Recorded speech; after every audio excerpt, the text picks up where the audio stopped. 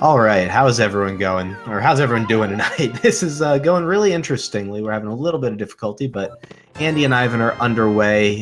For anyone who's confused about what we're watching, I'm a little confused too. Missed a bunch of stuff, but gonna try and get caught up. But I'm Maniacal. I'm joined by Solsky tonight on commentary. How are you doing, Solsky? Guys, I totally blame Maniacal for the problems we're having. Just FYI, just so my thoughts are cleared. But also hi. Yeah. Yeah, it was probably my fault. I probably did something dumb. Probably. But looks like Ivan's buying bombs, so bombs might have been scarce, but we saw Andy farming them in the hut, but both are doing cack. Both did early uncle. I think we've got a lamp, a cane of burna, and a sword, but am not certain. It's basically like standard nothing in Kakariko start. So if people were worried if they missed anything, it looks like that's a big negative. So thankfully for us, not a whole lot of action, just that sword lamp early on. So not really a whole lot going on. Yeah, well, there had an E-tank, but that's really just a convenience item at this point. Not something that factors into the logic for normal modes. So, but power bombs at the bottle vendor. That's a nice buy.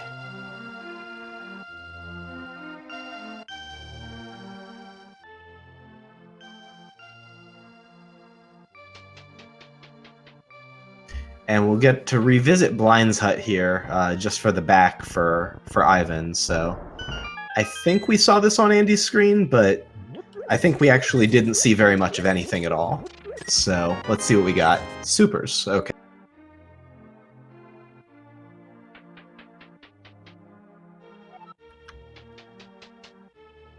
But yeah, thankfully the first few minutes of these races are always pretty much the same. Runners are going to sweep out their early sphere locations in A Link to the Past. Some folks will go check the Blue Brinstar 2 items. Really only one item in Logic in this, but two that you could reasonably get with nothing else in Super Metroid. But that's not something that either of the runners chose to do today. God, only scrubs do that play anyways. Yeah, I ran that one once. It was a terrible idea. It did not result in me winning the race, that's for sure. Yeah. But Ivan gets his power bombs. Sorry, go ahead, Solsky. I was gonna say, so we do have some early options from the Kakariko dip. Kakariko dip is usually like the vanilla. After that, they can kind of diversify, and we do see Andy going over here to the well first. Probably option off into Moldorm Cave. So another option the runners do have, well, they have two other ones, since they do have the early sword, is early escape, or if they so choose so, or an early sash with maybe an EP Eastern Palace pairing if they so choose. Yeah. A real bold, very seldom seen option for here, or from here for Andy, which I don't expect to see, would be to go left over toward Agina. But he is choosing to take that red rupee. That's interesting. That's something I probably would have passed on here, but I did not catch what the bush crabs were and what the treeples were. And so being mindful of early cash is definitely good. Yeah, I think he's trying to... Oh, yeah, he's going for another. So he's trying to get as many rupees for Zora as possible now. We do see Ivan over here playing option C, going to escape early. Again, early lamp, early sword does kind of pull towards logic, so not a bad call at all. Just hopes that he doesn't find boots somewhere in South Shore, because he will lose quite a bit of time by walking here and escape. Yeah, if boots are early, escape and Eastern are both really, really slow plays. But also trekking all the way to Ice Rod Cave is also really slow. So basically everything you can do early in A Link to the Past benefits strongly from having boots. Alright, so interesting first item for Ivan here in Escape. So he did get the small key. Open mode logic for Link to the Past in these combo randomizers. So the small key can generate an escape in the first chest, at the Dark Cross or the sewers, and at one of the back three chests. So with that first key, it's kind of telling me that, yeah, you're supposed to be going through the Dark Sewer way into the back three vanilla route, particularly with that early lamp there. So we're going to look and pay a little bit of attention there once he gets there, just to see what he gets along the way. We do see Andy taking an uncharacteristic death there on the crabs. It's unfortunate. Yeah, those crabs hit real hard, and of course Andy's aware of this. But I agree. I think that's a really good point that you made about the key. Getting a key in the first chest there in front of Escape, especially with early lamp like that, is a real signal to push through Dark Cross and to the back of Escape. And I would not be shocked at all to see First Glove or something leading to First Glove back there. Yeah. So kind of a mini storyline too. Andy did take that death by the crab just before he did get to the Ice Rod Caves. So once Ivan does select to do South Shore, might pair that in with the Ice Rod Cave. It'll be interesting to see what's at that cave. Yeah. Ice Rod Cave, if it ends up being key for progression, is going to really play in Ivan's advantage at this point because of that mistake on Andy's side. But, I mean, it's way too early to know whether that's going to end up being something pivotal, but that is something to watch for sure. Otherwise, the runners have made almost exactly identical checks. Andy's up a mini Moldorm cave that I'm sure we'll see Ivan find his way down to, and Ivan's farther along in the escape, but otherwise, even though we haven't seen all of it, the runners have seen most of the same stuff.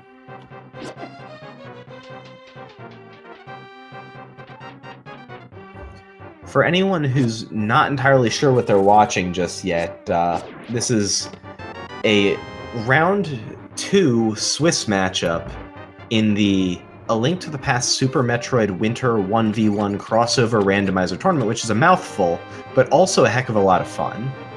And so this tournament is a race for the runners to complete randomized Super Metroid and randomized Link to the Past when the games are hybridized and kind of randomized between one another. So you can find Super Metroid items in A Link to the Past items in Super Metroid.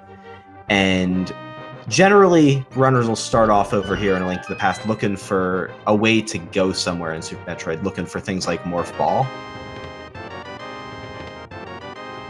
And wow. Yeah. Oh no. Oh, never mind.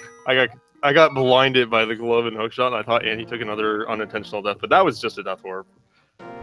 Just testing the viewers, making sure they're all okay and awake.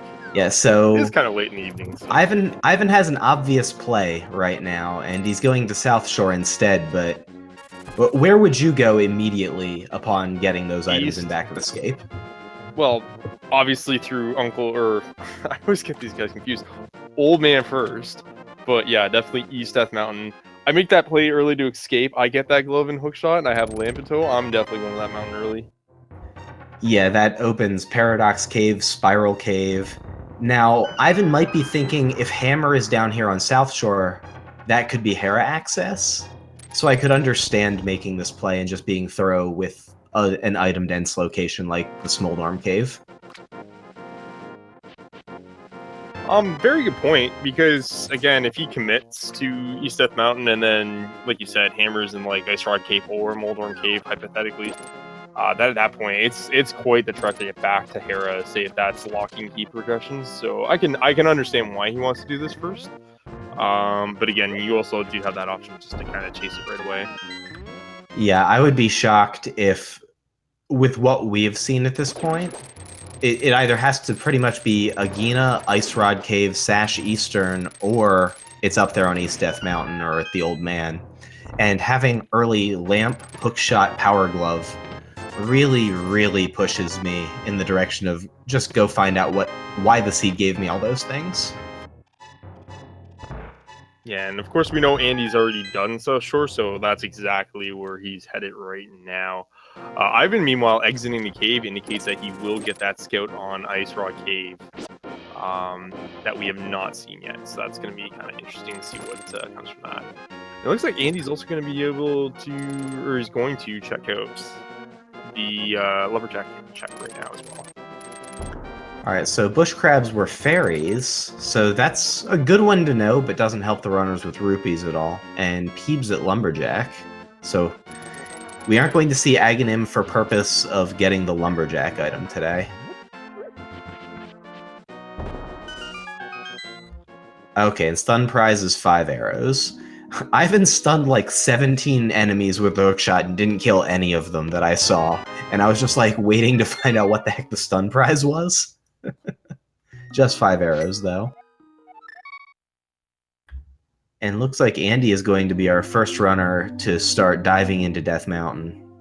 And Ice Rod Cave was nothing exciting, but it is a location that we'll probably see Andy spend some time to drop by later.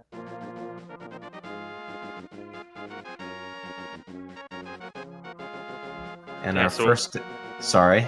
Go ahead. I was gonna say, Ivan definitely following suit here. We do see super from the old man. So Andy has a decision to make now too. He has a couple. Does he want to scout E-Tank at high jump, which he is going to? He can also option to check out the Croc escape item behind that heat room and the green gate on the other side that you can't break in Logic or at all. General just gets a heart container there. That location, by the way, is in Logic in normal mode, I should mention. After that, he could option to go right to the east side of Death Mountain and cross the Hookshot Bridge, or he can go above and see what's inside Spectacle Rock and on top of Spectacle Rock as a scout. And I think I would be tempted to just go right for the item density on East Death Mountain, but both of those scouts are fairly quick, so if it was the Upper Norfair item that paid off, then that could have been really big. And now we're almost in perfect sync. Yeah, I love this. So Ivan's kind of running it how I normally would in this situation. I don't have really any other means across to East Death Mountain right now, so I kind of want to check out the Spec Rock Cave immediately, just because not scouting it has burned me in the past. So just get across there and be able to head up East Death Mountain. Afterwards, I would check probably high jump E-Tank, but he might elect to go in now, which he is. And I like this routing by Ivan. This is how I normally route Death Mountain on my first trip if I'm just trying to get those scouts in to route the upper two locations into hopping off the ledge and getting the Upper Norfair stuff. But we are going to see basically the same information between the runners, but Andy is going to be the first one over here into Paradox Cave. 7 items here, so could be big. And oh no, Ivan has missed the Sova, so while nothing's going on Ivan's screen, enjoy whatever Andy's finding. He's going to wait for this thing to orbit. He's got his happy dance going on. There's quite a bit going on his side. Now he stopped, so that's unfortunate. Despite the appearance, conventional wisdom is on this matchup is that Ivan has the slight advantage in Super Metroid and Andy has the advantage in A Link to the Past. So we'll see how that manifests over the seed. Ivan was showing some very, very nice movement despite not getting that guy dead. And Paradox Cave was just blank. Completely just a bust. So Spiral Cave next, I guess.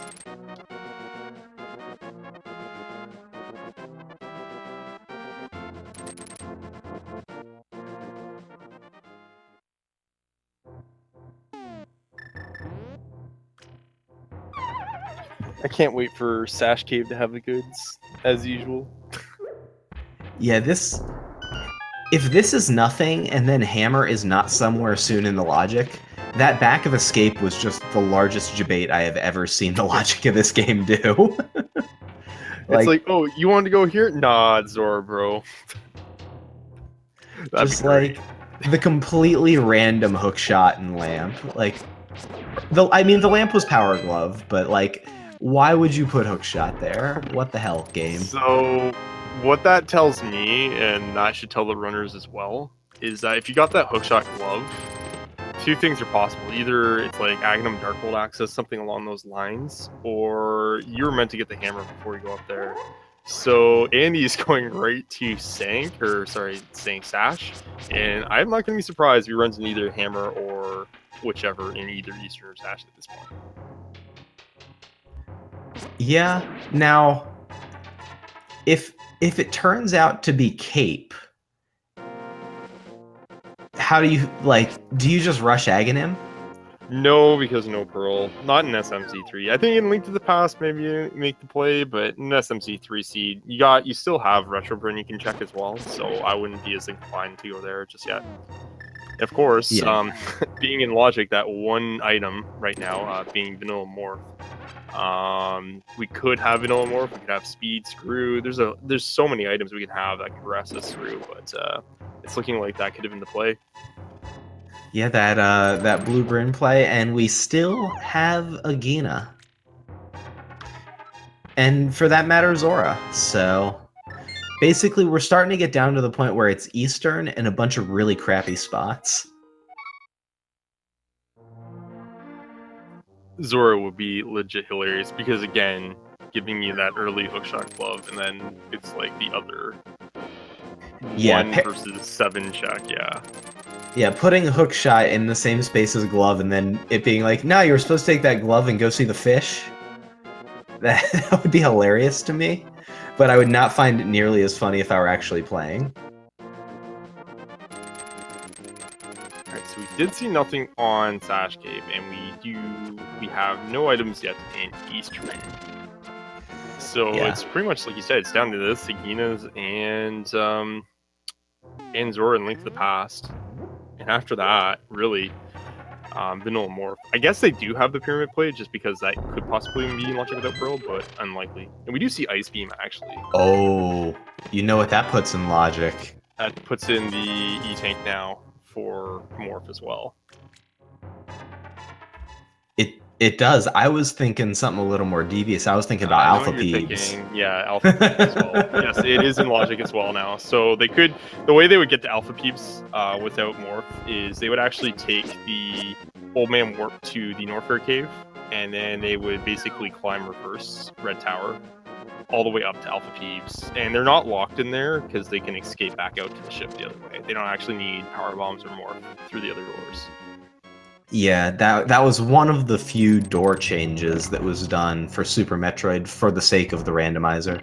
With some of those orange or yellow doors were changed to blue doors so that you could pass from the bottom of Red Tower up back to the landing site area. Yeah, and I've actually had a seed where Hammer for like Dark World access was at Alpha Peeps before, so this might just get wacky. Yeah, we had a Hammer at Alpha Peeps seed show up yesterday, I think, in the tournament. I forget which matchup it was, but it was one where like, or it was Oates and whoever Oates was playing, but it was the Oates matchup, and both runners were just a little bamboozled by that Alpha Peeps without Morph location for a little while, and so it was really interesting to watch that play out. But I would be taking that Ice Beam as a signal for, you know, with it as sparse as it is, I would be tempted to chase that over to Super Metroid at this point. And for the questions in chat about what Alpha Peeps is, there is an item location that would, within the way that Super Metroid expects you to play the vanilla game, be the first set of power bombs you encounter at the top of Red Tower. And you're supposed to get the Ice Beam and use it to hop up some of the rippers in Red Tower so you can go get power bombs on your way back up to the landing site and wrecked ship. And we'll see if that's where Andy is headed. He can't get there from this, but he is going to have to, you know, go down and check at least those first 2 item locations. Yeah, the reset there after the same quit really indicates that he is going to check out those 2 Retro Bryn locations. Again, the E-Tank in that ceiling is now in Logic with the Ice Beam, so probably his best bet for chest density. Because really, the other options are farm rupees for Zora, go to Agina's, which is about a minute and a half walk if you include the Desert Scout, and Alpha Peeps, which is probably another minute plus. I'd say closer to a minute and a half of climb. So it'll be interesting to see if Retro Bryn has the goods or if it's kind of stale. Yeah, now that there's those 2 items in Logic down here, this is the most lucrative check. Because, like you said, everything else is sparse and it's one-offs. And I'm getting his vanilla big key. Please be down here.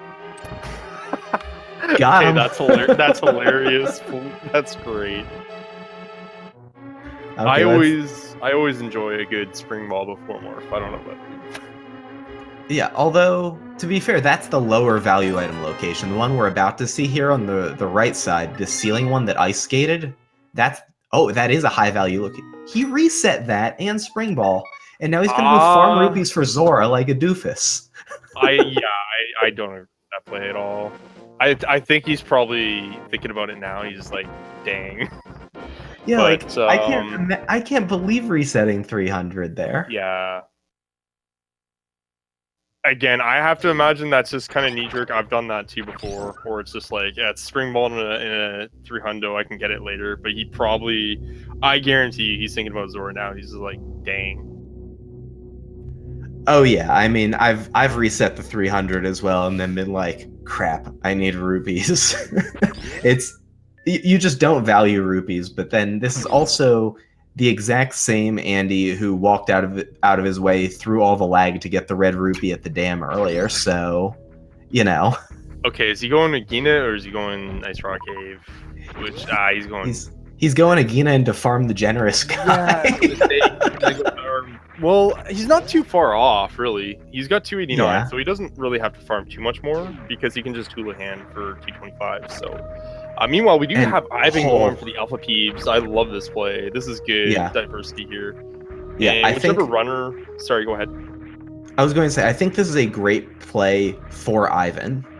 Like in the texture of this matchup, I think that Ivan feels disadvantaged overall, like he's not the favorite to win the matchup, and I would agree, and so he might be cognizant of the fact that he's making the lower value play more aggressively, because it turns out to give him the highest expectation to win if it pays off, and so I love the play. Yeah. This is also the deepest thing in the logic. Yo. Oh, got him. That's the exactly. Seed just got wacky. Yeah, the seed just got wacky. Yeah, so now he can go to Green Brim. Dude, you see that? Oh, I totally missed the Pearl at Agina? Yeah, Pearl. That's unreal. Watch this screw attack lead to Cape. Screw attack to Cape right now. Oh man. So Andy's gonna go ahead and Houlihan first to get his 500 for Zora. Very wise at this point because again he has committed to Link to the Past. Ivan on the meanwhile has Screw Attack. He's gonna be able to check out those retro Bryn locations now with Screw Attack. So what that means is he's gonna be able to check out Mother Brain Shell, as I call it, near the old Turian area, and he can also logically just decide to do, was it 2 items in Bryn? In Pink Bryn right now, plus Terminators, so he's got some options right now. Yeah, he's got Terminator, 2 items. He does not have logical access to Front of Gauntlet, but that's something that he's more than capable of doing. And looks like he's going right for it. I like the check. This is out of logic because these delayed wall jumps, as you can see, they're a little tricky, and so they're not in logic. Some wall jumps are, these ones aren't. Is Andy going back to Ice Rod Cave and then gonna fake flipper? Yep. I think I like this play. Yeah, that's definitely on his mind. Uh-oh, Andy or Ivan's got a wiggle now. Yeah, so he's trying to crouch and turn cancel, and he's gonna do it right into this yapping maul. I don't know if he knows how wiggling works because I actually saw him or was listening to him commentate earlier, and we were talking about wiggling when one of the players in that race lodged himself away. I was hoping maybe he'd learned it by now, but that was not on his practice slate for the day. You know how I had to learn it was in that worst case scenario planned by what was it, Cross Products? Oh yeah, that's where I learned it too. That was a really good plando, by the way. So shout out to Cross Products. I had to quit that. He put a lot of work in. Yeah, I had to quit that because it was like 4.5 hours in, and I just couldn't do it anymore. It just took too long. I think it took me about 8. Yeah. Oh, there's the cave. There it is. The cave. This is the strongest Aghanim signal I've ever seen this game give. I want to see Hammer at Sora so bad right now. Just to see like that ultimate deviation between like an Aghanim play into whatever and just straight Dark World. That'd be great. Yeah, if this fake flipper breaks around Aghanim, I'm actually going to be honestly sad.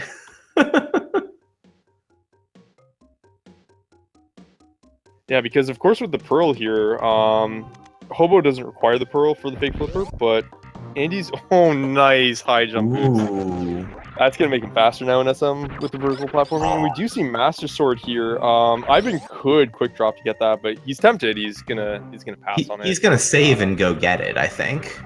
No, he's passing. Wow. He might try to get it on his way back up. Like that might weigh on his mind. I think it's worth it to get, but again, it could be time consuming if you keep failing it. So that might be weighing on his mind. Especially because he just got Cape. Like, the difference between Fighter Sword Castle Tower and Master Sword Castle Tower is pretty big. Yeah, they do have hookshot though, so it's not that bad. But again, I would rather have that sword. So Andy is going to give us the sneak preview here out of logic what Waterfall Cape has in store for us today, and it's Nana. Okay, so nothing broken there. So it's looking decisively Castle Towery. Yeah, and we see nothing here at Pink Bryn. It's not really economical for Ivan Reset to go back to Terminator, so he's going to walk back up. So I'm going to be intrigued to see if he decides to go ahead and quick drop for that Master Sword. I imagine he's comfortable with the quick drop here. Oh wow, he's very comfortable. He's going in risky. Let's go. Oh. And just 5 bomb capacity at Zora. Now get out, Ivan, and make those jumps, and nice. He's through. That takes some cojones there, doing that without the backup save, because I guess all he would have lost was Cape at Terminator, but still. That's a big boy play. I guarantee you somewhere Elminster just like smirked for what he believes is some unknown reason, but this is the reason why. The no save on the quick drop. He would have been proud. I feel like Elm's in chat, but he's watching. He's probably watching from somewhere.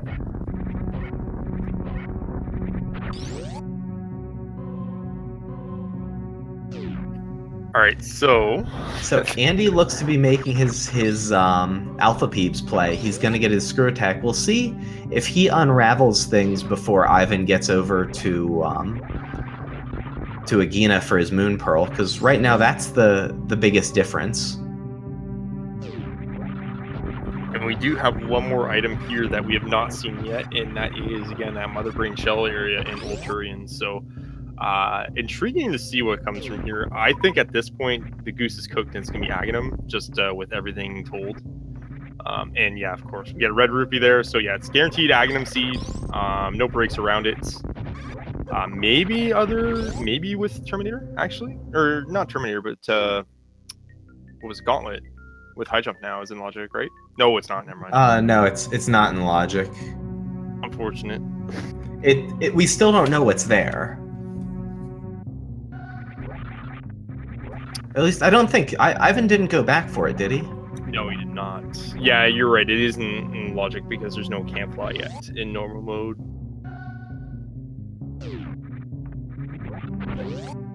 Yeah, I think at this point it's decisively Aghanim. Ivan, without his high jump boots, is going for the Rio D boost. He has Ice Beam. He could just freeze the Rio and jump on it. I was thinking the same thing. But he's committed to the knockback item collection swag here. I think he honestly isn't putting 2 and 2 together. Like, as a runner, especially in combo, because you're trying to balance item locations for 2 games in your head, very common to see stuff like this go down, honestly. Oh yeah, I'm like chuckling inwardly because I know I've done exactly this thing. Yep. And there he gets it, first try on that 300 rupees in the ceiling. That will set him up to pay Zora.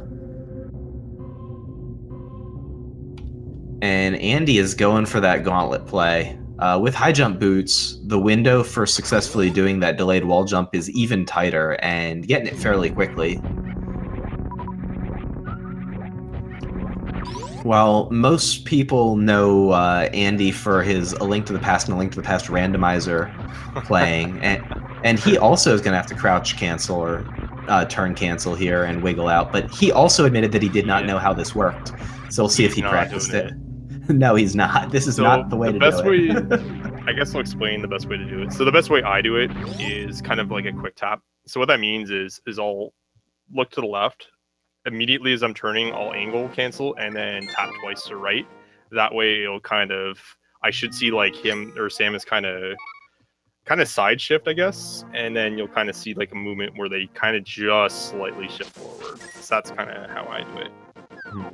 Yeah, tapping twice to the right is the key. So Andy, Ivan, if y'all watch this back, hold an angle button, turn, release the angle button, and tap twice to the right.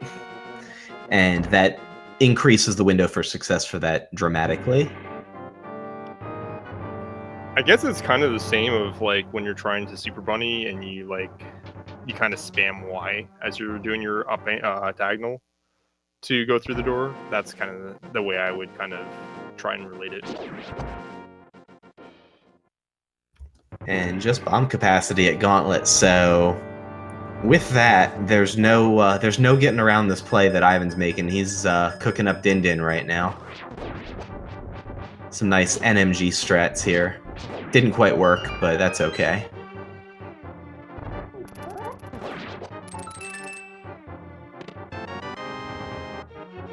All right, so we had like those two scenarios with the early hookshot and glove and lamp. The more obvious one, which was East Death Mountain, was dead, and the kind of far off option of Aghanim has come to bear fruit. So, why we kind of made that link for Aghanim? Well, with glove and hookshot, like a vast amount of Dark World is actually in logic, because we'll see our runners have the option of pod, pyramid, quakefish.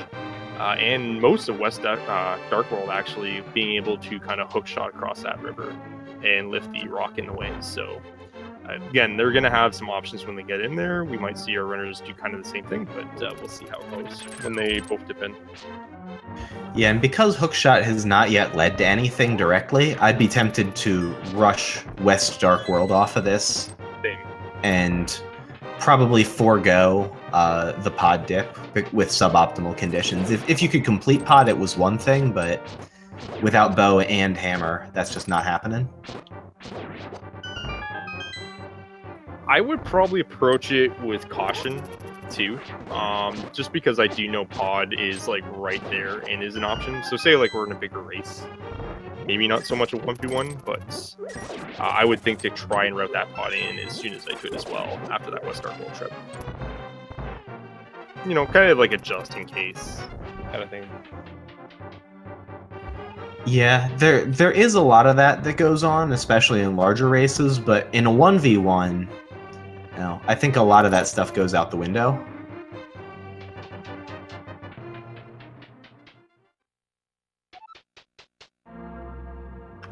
Yeah, we'll see how the Aga RNG treats Ivan. See how many blue balls he gets. Now, the RNG for bosses in this game is not fixed in the same way that it is in the A Link to the Past randomizer. And so, for each blue ball Ivan gets, he'll get saltier and saltier, suspecting that Andy is not getting those. And that's kind of excellent.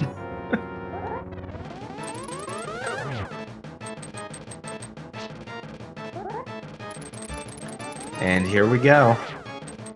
And that's one. That's a bad start. The second blue ball is a bad start. Yeah. Well, now he's in the mid 50%, but yeah, losing that first coin flip is just feels bad, man.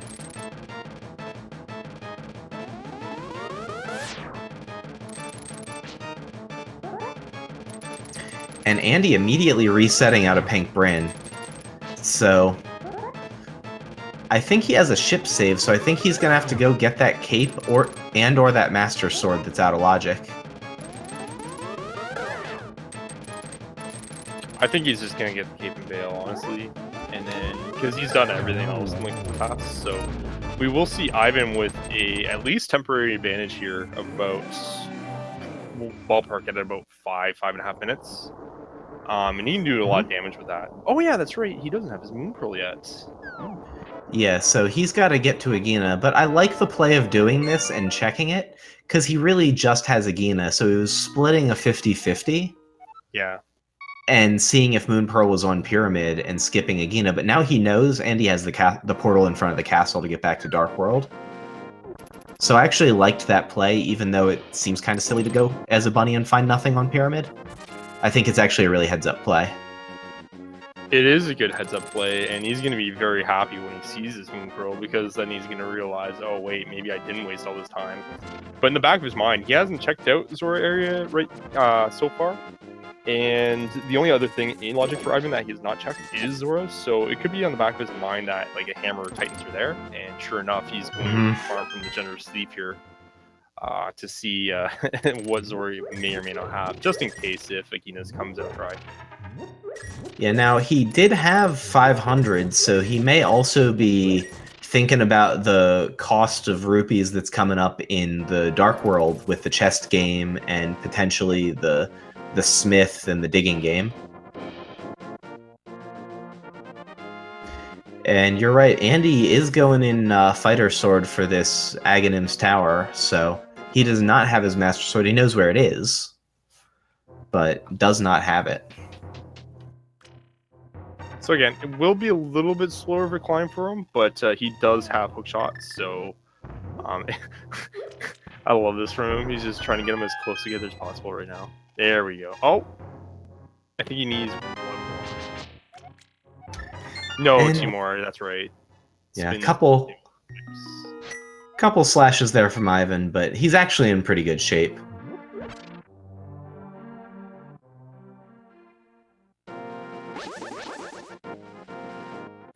I think he was thinking about maybe Zora having that Moon Pearl, but he's just going to have a few extra rupees here.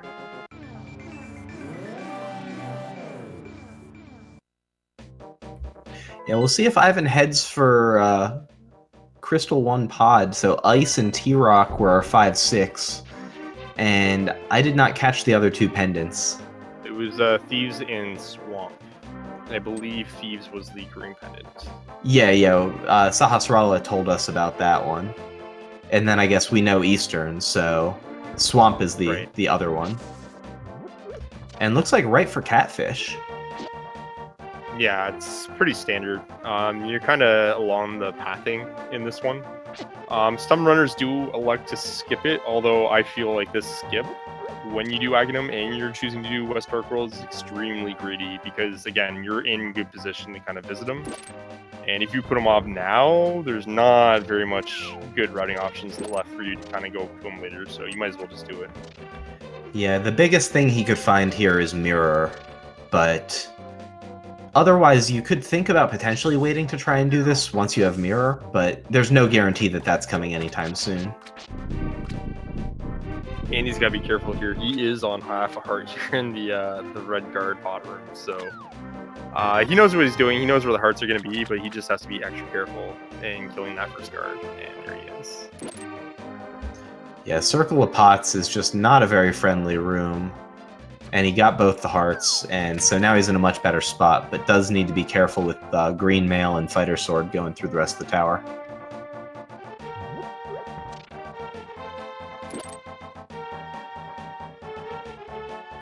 I always hate whenever arrows are the stun prize. I just know Bo is not coming anytime soon. I don't mind it. I always found it's one of the more useful ones, just because I think Red Rupee is probably the strongest, just because of the options it can give you and leverage you. Bombs full are decanter. Nice. Full decanter is pretty darn good, but magic management, right? Like, you should always be able to be okay on magic. The only time it really can bail you out is like if you take a death somewhere in like ice and you're out, or at like Skull. To me that's like the only place that's really, really good. Yeah, it's definitely really good for Skull. Parts of Ganon's Tower potentially, but mostly when you just don't have any other good offensive option, have something like early Fire Rod.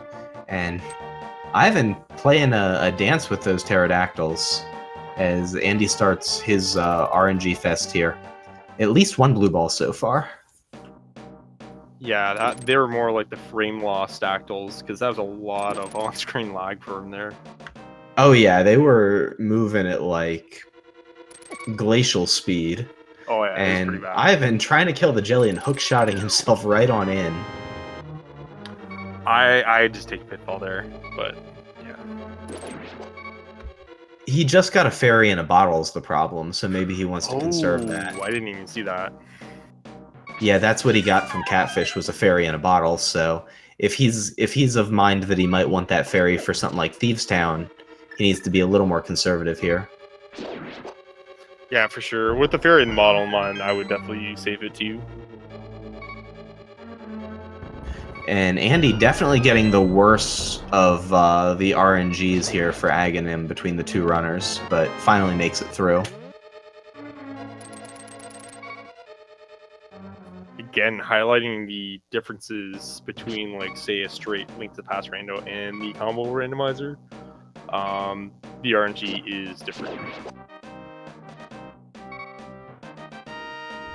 Yeah, and looks like Ivan is continuing the Skull Woods dive here. Gonna carry it all the way through this mummy statue room and the vanilla big key location. Andy and on half a heart. Andy's making the play. This is a big play to pod. If this pays off for Andy, that's oh man, that sucks. Here comes that fairy he was trying to save. It's better than losing all the time. Yeah, it is, especially having to pull the statue. Man, this is not a generous Skullwoods layout here for Ivan. I think he's just gonna ride the Wallmaster. So Andy's gonna have a problem. Do you know what that problem is? He does not have sufficient funds in his account. Yeah, he just realized that he's piecing out. So shout outs to the 300 rupees in the ceiling in Blue Brand. Oh man, yeah, that kind of sucks. And Ivan's getting ready to death warp here, it looks like. Which is going to be nice and effective after he finds his compass. Wow, that was a garbage Skullwoods. So people would ask me, like, why I never go to Skull without the fire rod early on. This is why. Think about how much time Ivan just spent going around Skull for no items, essentially. It's just, ugh. Ugh. I don't even want to think about it. It does give you some information, though. So, I mean, I get it. Especially because he's been very thorough aside from heading to pod. I don't know. I've just always been on the page. I don't like a play where you can essentially spend a minute 30 in somewhere and not get any items. I've just never really liked those odds, honestly. Alright, Andy about to get his fairy in a bottle, and Ivan is into the Village of Outcast checks. Looks like chest game was Missile Pack, and we'll see what the Brewer's Hut is down here. So do you, if you don't find anything, do you continue to do the overworld, or do you go into Green Pendant Thieves here? I commit to first 4, and then I death warp out, honestly. Unless, like, if I get no items in the first 4, I probably continue. So I kind of have a ±2 item kind of ratio, I guess I go by. If I get 2 items, I'll probably leave. If it's, sorry, what was it? I think it was 2 or less items, I go for all 4. And if I get 3, then I leave, just odds-wise. Yeah. I'm tempted to skip here and push on to the overworld stuff and get over to Hype Cave. But, I mean, I definitely understand the play here. I think it's probably the right play. I think it's a fairly close call, though. Right.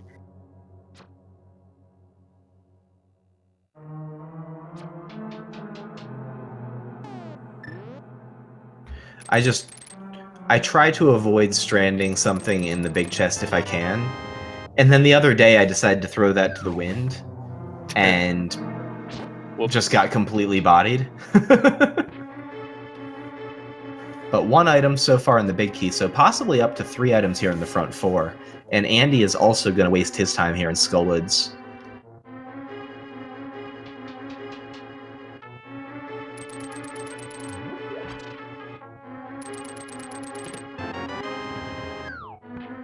Alright, so I think he's found 1 item. That's about it so far.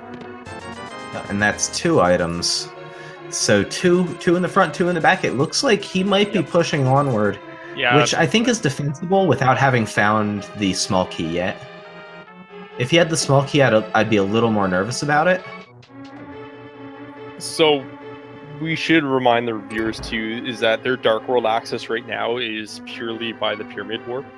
So if he decides to elect to go straight overworld and goes right to, say, Head Cave, if that's not Titans or Hammer, or a progression to say it's the Mirror, to kind of generate some more locations for him, he's kind of SOL. He's going to have to go through that pyramid again, all the way back to Thieves Town. So I can see why they want to kind of push on for now, especially with only 2 items found. The Green Pendant scenario with 2 more items in dungeon, it's definitely a strong play, I would say. Yeah, these Patrick stars are not playing nice here in the Hellway. No, they're not. But he made it through without getting hit. But yeah, you're 100% right about, trying to get as much as you can done in this Dark World loop, just because of how time-consuming it is to reset it. Like, odds are they will find either Hammer or Titan Myth there, but again, it's just the what-if kind of scenario. And in a 1v1 play, I'd say this is a good play. Although, I think Ivan feels like he's behind at this point. I think that's Ivan's assessment of his position in this race, based on sort of the expressed frustration with the Moon Pearl location and the fact that he had done Pyramid blind, even though it is definitely required.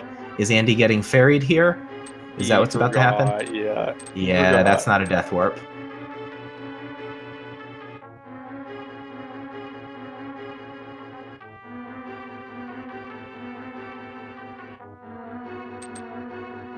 Yeah, we're almost into the part of the dungeon that's going to help us understand a little bit better what's going on. If we do not find the small key here in the maiden chest, that means it has to be locked in the big chest itself. And so that means Ivan's basically in the clear. And we'll be able to get everything. A little bit of Sorry? I was going to say a little bit of a lesser known fact too. The small key's there, but if the small key was in the big chest, that actually would mean that Blind himself would be hammer locked in logic. So it'd be intriguing to see what popped there. If it was like progression or not, then we would have a kind of a clue of where the hammer may or may not be at that point. That's interesting. That's something I did not know. So why does the seed consider Blind hammer locked if the small key is there? So it considers it hammer lock because of key logic, and it's a way to kind of prevent a key lock possibility in Thieves. Now, everyone grabs the key from the pot, and they don't immediately kind of spend it on the door, because if they spent it and they didn't have the hammer, and that small key's there, then they would have no way of progressing to blind, essentially. Through, what was it? The upstairs door. So if they went downstairs first. Okay.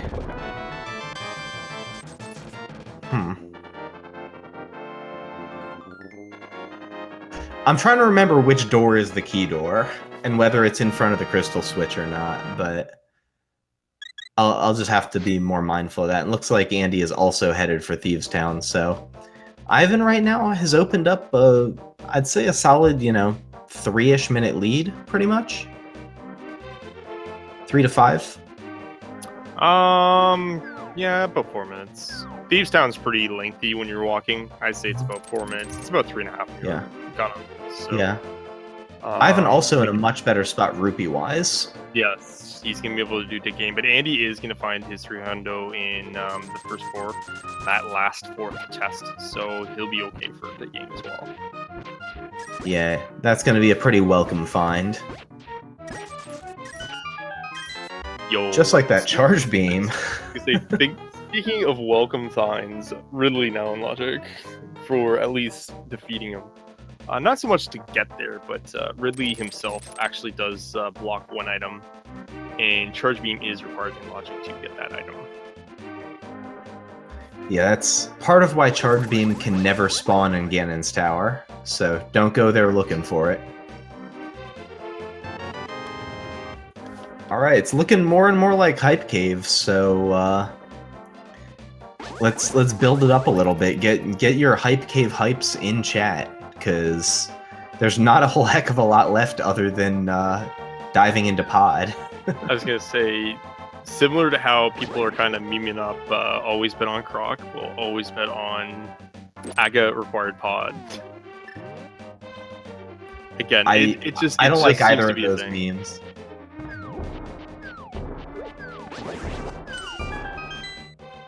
Also, interesting note with that bottle, if they're wise about it, they'll fill up before they go back to the Dark World as well. For that pop play if necessary. And there's the hammer. There it is. Yep. So that's the Dark World access. And is that the third or fourth 300 drop? I think it's the third 300 we've found. And is Ivan looking to go to Pod?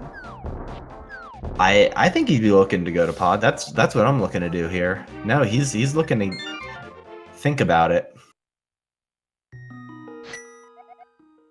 So there's that big chest in Thieves, by the way.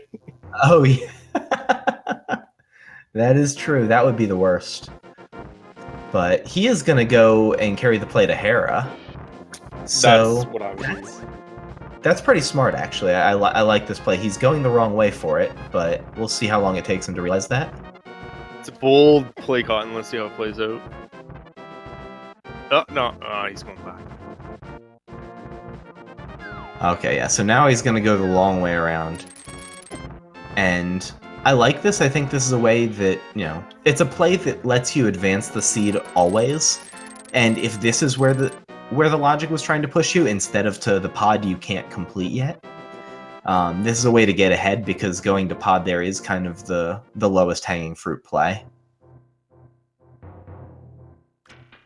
It's Crystal Dungeon as well, so, I mean, I can't argue with the play at all. It's something I would definitely think of doing and prioritizing. I would also kind of lean towards Pod, because a green pendant, you just got that hammer, you can warp there and buy a red potion along the way and potentially hit up 5 items too. So I don't know. I think I prefer the crystal play though.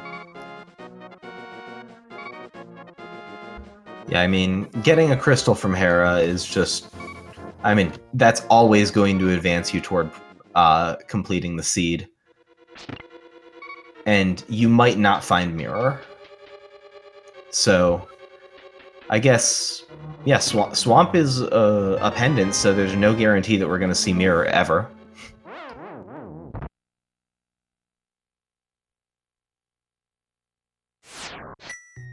But yeah, Hammer is good for the big chest in Thieves Town, Hera, and Pod at this point. And I don't think there's anything else that Hammer gets us right now. Because we don't have powder for magic bat or anything. Right. Don't have mitts to get to the hammer pegs. Again, that Thieves Town big chest just pops into my mind. Honestly, I wouldn't be happy getting hammer there and nothing else. So if I'm Ivan and Andy, because I think Andy might make a similar play, I'm not sure because he's already looking to go to Pod. But I'm thinking there better be something in here. Yeah, if it turns out to be the big chest in Thieves Town, I could see both runners getting virtually last locationed on it. Although I don't think Ivan has made that play up into Zora's domain just yet. So that's still something that's on the table for him. So if you're in Pod, and it's immediately bow locked, do you just S and Q and go for that big chest, knowing that there's gonna be progression there if that's the last location, or do you continue on Pod and risk more time? Possibly not finding anything. I'm save and quit to old man there, and making the Hera play if I did Pod first. Hera would definitely be my second thing, because it's not a multi-minute trek back through a dungeon, and it's guaranteed to get me a crystal. So I think that I'm always doing Hera before that Thieves Town dive, unless I'm really feeling like I need to gamble on that location. Yeah. Like, You know, if I'm playing someone whom I assess to be likely to win, or I've had a really rough go of it and I feel like I'm really behind, I might push that play a little earlier than normal. And looks like the basement's going to be required here for the second item, because all we've gotten is Peebs so far from Hera. So there's no real signal there, because we've already needed the lamp for something that was required, that being the power glove. So right now the lamp is kind of all a free roll in the logic. But yeah, I don't think you leave Tower of Hera with an item at this point. Not to go chase a slower item in Thieves' Town.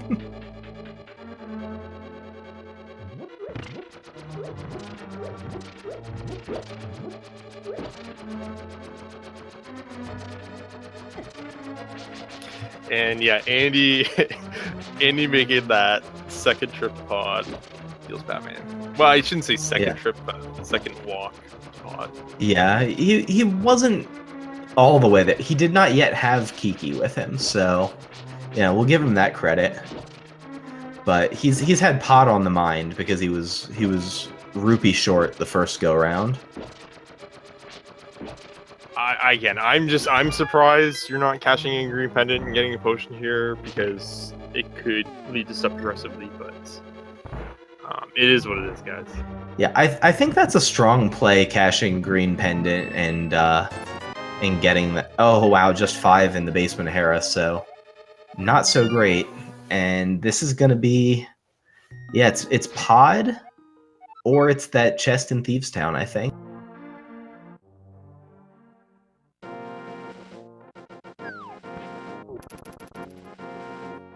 Alright. Is Ivan reading my mind? Nah! This could be that Zora play. Immediately bow locked. So it's the big chest in Thieves' Town, isn't it? It's big chest in Thieves' Town. There's nothing sorry. else. No, there's one more thing. Oh. It's the sick kid is also in logic, but that's on the way to to big chest Thieves' Town. So. Oh, we haven't seen Sick Kid. Okay, yeah. That's one that I was missing. That one thing I keep mentioning, Green Pendant as well. So. 3 crappy locations. Yeah. Not so great. And looks like Andy is going to get that Sick Kid check in. So he's thinking what I was thinking, Sick Kid. Well, after thinking about, oh, by the way, I can run in Sick Kid too. Oh, is he going to? Oh, he's thinking about it. He's thinking about it. Oh, no, he's not going to. I think the hesitation there was, do I really want to go for that Thieves' Town big chest? And he's probably thinking here at this point. Maybe even Green Pendant. We'll have to wait and see. Yeah, it's definitely Green Pendant he's going to go for next. Yeah, I like the Green Pendant check here. I think it would be like a complete madman move to rush that that big chest in Thieves' Town, overdoing Hera. Now it's official. Progression in that Thieves' Town big chest. Got him. Okay, so I'm gonna be low on sleep after this commentating, and now it's gonna be even lower because the seed is just not being nice.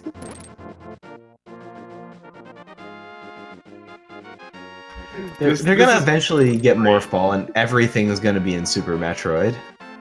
This is fantastic. It's just gonna be the longest item chain possible now.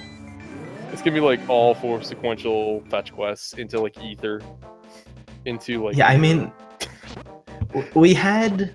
So, to recap a little of how we've gotten here, an hour and 3 minutes in with garbage for gear and nowhere near go mode, is we had to go Morphless up to Alpha Peeves to get Screw Attack to go get Cape, so that we could do Aghanim and then have the Moon Pearl from Agina, so that we could go get the hammer all the way from Spike Cave using Hookshot and Glove in the Dark World.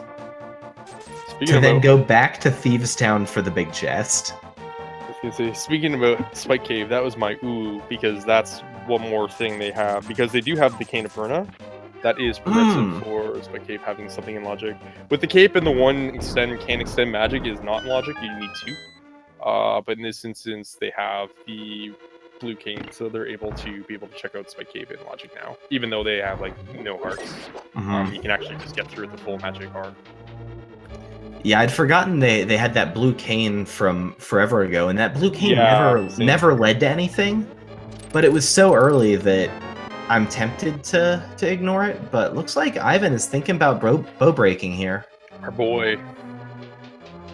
So that's why he went all the way to the potion shop for the green potion. Okay, makes sense. Yeah, this is gonna be a chance at a real divergence in this race here, where if Ivan finds something behind the bow in pod that's going to be insightful about where the bow is, and Andy sacrificing himself a little to take care of that last beetle. I'll also suggest that this can be very, very dangerous for Ivan, because if there is, I think Spike Cave and Thief's Town Big Chest are bad locations anyway. Spike Cave a lot more accessible, but if there is progression there and Ivan's not able to discertain that, then it's gonna be a while till, if not last check, until he gets there, and he can just keep finding item after item that puts him away from that. That can be real bad for him.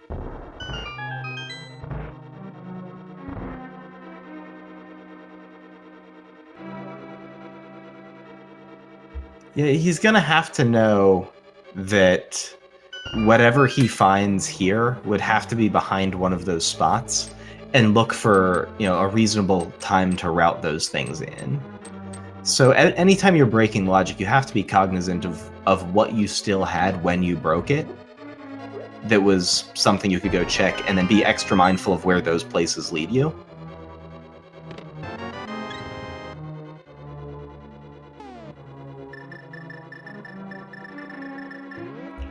He's trying to figure out how he wants to do this, and he's gonna go use the hammer and go this way.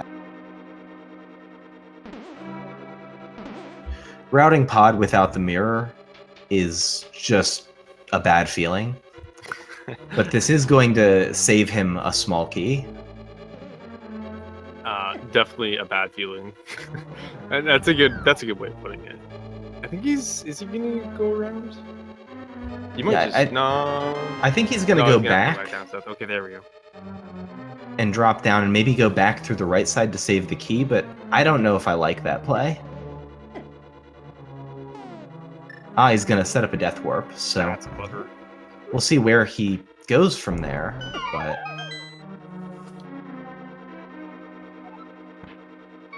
I just wonder, again, if he does find something here, hopefully it's like light progression, like a red cane, versus heavy progression of, I don't know, say Varia, because then it would unlock more locations for him to go to outside of Logic right now. Although right now Varia doesn't get you too much because of no morph. It doesn't, now, but it puts you off the path, though, is what I'm trying to get at. Well, right now Varia literally unlocks 0 things if they find it. There's no additional item that it gets them because they have no way to bubble mountain. So I think it's a trap item in that it could lead you off path if you find something else in path. Like if you find morph in path and then go chase that and bow's really late in the logic.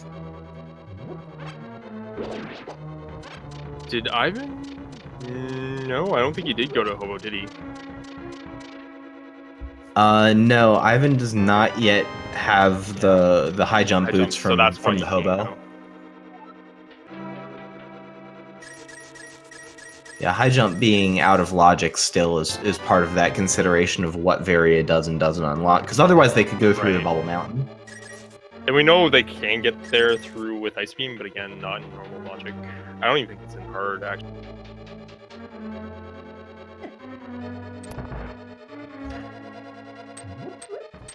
Actually, yeah, never mind. They have Ice Beam, so never mind. I was wrong. Ice Beam gets them Bubble Mountain. Again, it's not in logic though. It definitely isn't hard, and I thought Ice Beam could be progression to Bubble Mountain because you can just freeze the Sova wherever in normal as well. But let's see what the Dark Maze has. and Spike Cave. So we're getting some divergent checks of different areas. So far, Pod has been blank.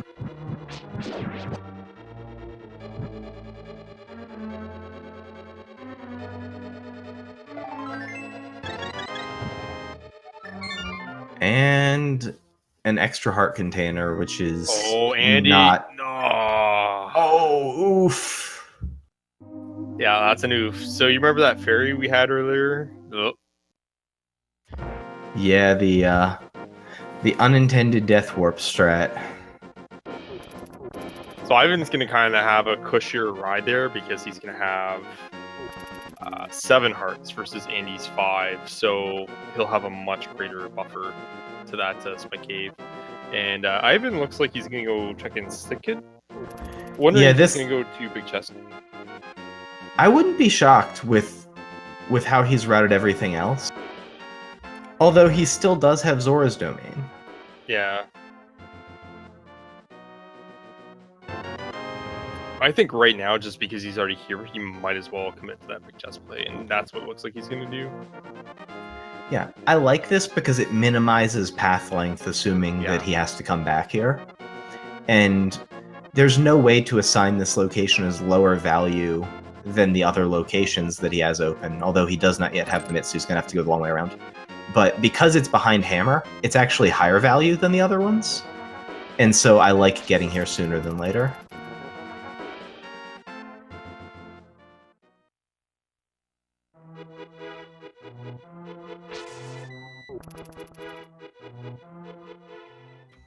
We'll see if Andy's going to go back for round 2 here with the Spike Cave. Doesn't have full magic though, so this could be risky.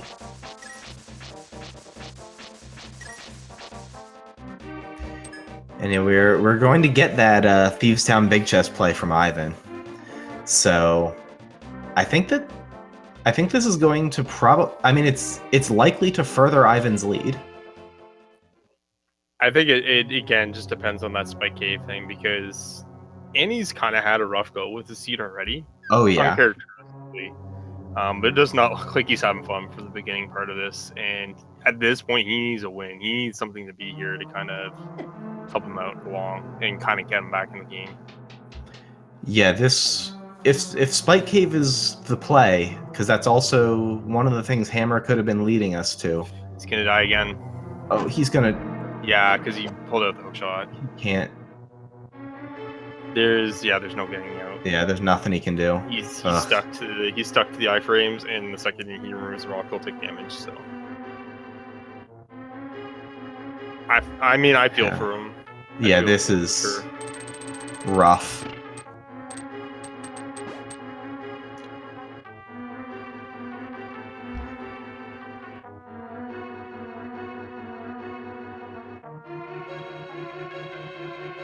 Alright, so we do see Ivan going down to the big chest now, so we are going to get that scout on. Again, the only 2 locations we have not seen yet in Logic from both our players is Spike Cave and the Thieves Town big chest. So we know it's a 50-50 that there will be major progression here. And that was a nice full decanter drop there, Andy catching a little bit of luck, and oh baby. Wow. That's really unfortunate for Andy, at least. Just because, again, if it is Spike Cave, then he's going to catch back up, but...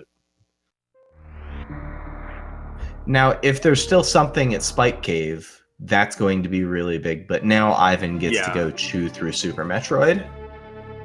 There's still a lot of things that can benefit Andy if he finds it in Spike Cave. I'm not going to list them all because it's almost a dozen, but yeah, Ivan's now in his element. He's in SM. He finally has Morph. A lot of locations. I won't give a number. I just have to quantify it as a lot because it's pretty much all Britain, in or out of Logic, and parts of Norfair, mainly the high jump area, and now Wreck Ship as well. Wreck Ship because of our good friend Springball actually allows for it in Logic.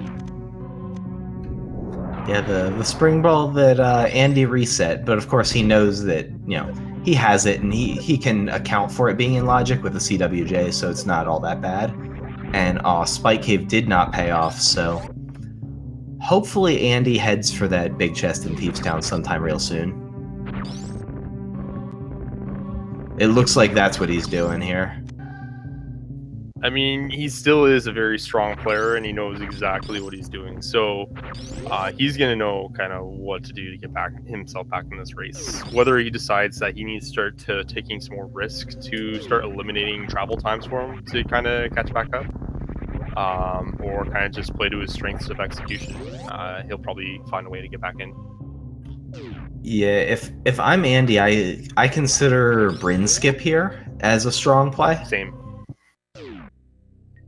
Where this Bryn Star loop that Ivan's doing has something like 17 or 30 items or some absurd number of items. Yeah. But there's no progression toward the end game here, in the sense that you aren't completing any bosses, you aren't getting any crystals or G-Force statues taken out or anything.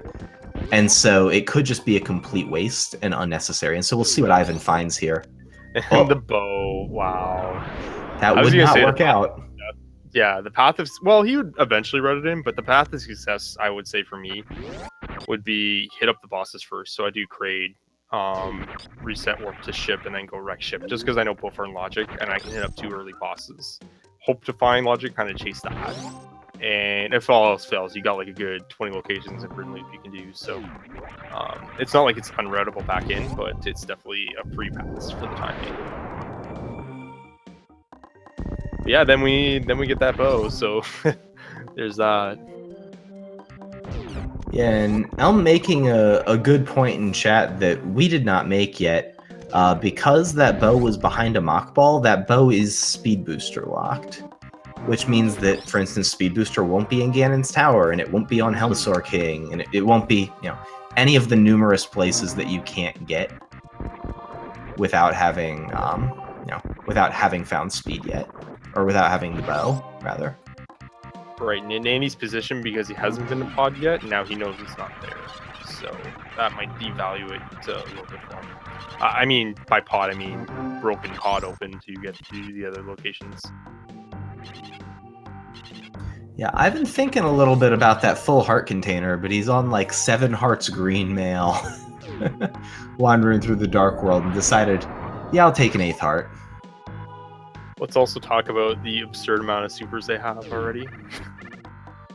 Yeah, this game really devalues Charge Beam because there's just so many supers available. That was a really nice screw attack through those blocks into Mock Ball, really smooth movement. Was very smooth, yeah. Ivan's movement in Super Metroid is really, really good, it turns out. And there Andy's getting his morph, and he's resetting right into Super Metroid immediately. So we'll see which way he chooses to go. So Andy does have one big advantage going into SM, is that he's going to have the high jump boots equipped. Now, we kind of touched on it a little bit earlier, but vertical platforming, much more nimble and faster with those high jump boots. So he will save a little bit of time over the course of SM. And Andy did just recently, I believe, hit sub 50. So his SM game is really, really improved over the last few months here. So again, he can definitely hang with Ivan at this point. Yeah, big congrats to Andy. He actually got the 49.59, the fabled barely sub 50 for cutting the sub 50, which that's a big achievement in any percent, honestly. That's actually my goal too, so congrats, Lynn.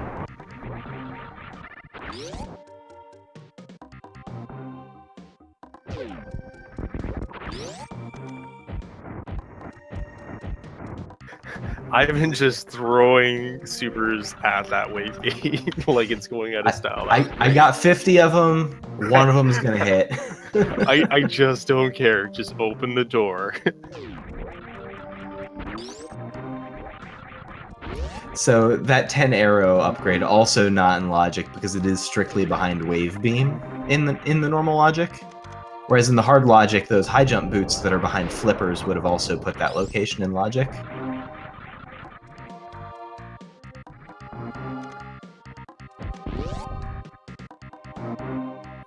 And looks like Andy is going for his Bryn loop. And so he's going to get his bow, so that's going to work out well for him.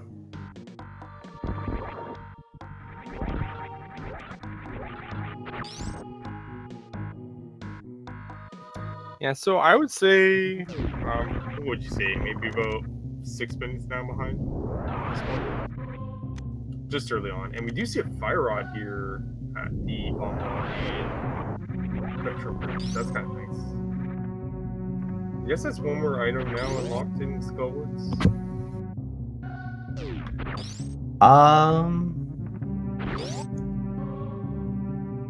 I missed. Oh yeah. The fire rod's gonna give us the back of Skullwoods. Yeah.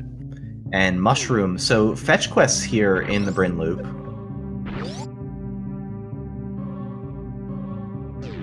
And Andy has found his bow. And space jump. so that puts wrecked ship in logic. Yeah, it was actually in logic with Spring Ball, and I was gonna say if they didn't know that, right. then they definitely know now with space jumps. So yeah, it's there. And then there's the one item, of course, that's behind Gold Terrezo that is always going to require space jump, but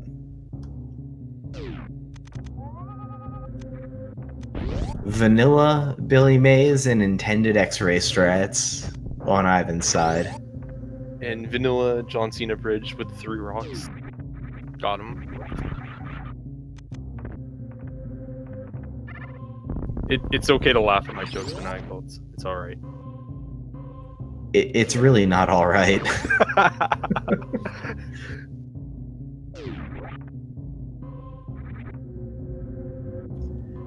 But so let's see if Ivan goes speedless into wrecked ship from here. I'd be tempted to just for minimum path length, but if something's at the reserve location, that turns out.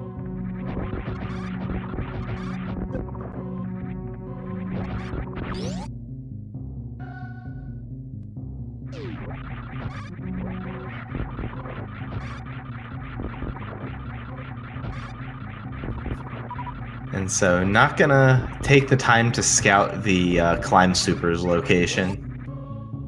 I know you're a fan of skipping on that one. Yeah, I just never do it. It's terrible. Like the Skullwoods dip fire rod list of SM right there.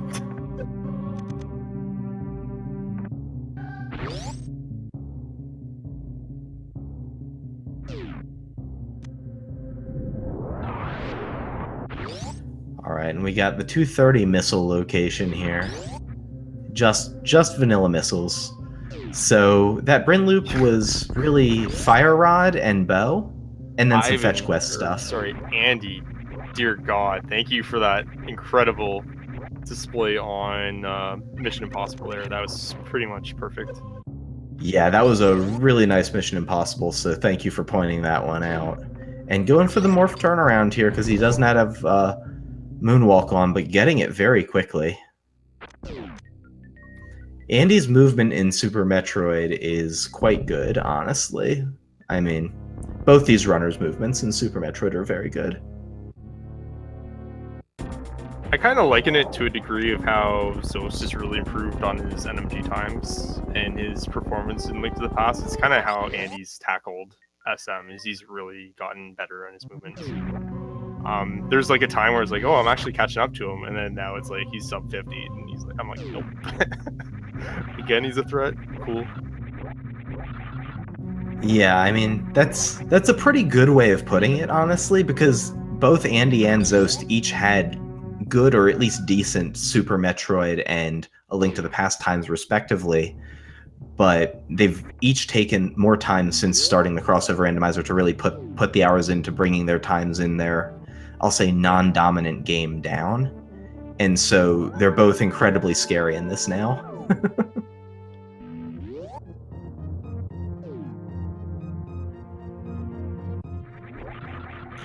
And looks like Ivan is headed for something that is recently put into logic here via Can Fly from Space Jump.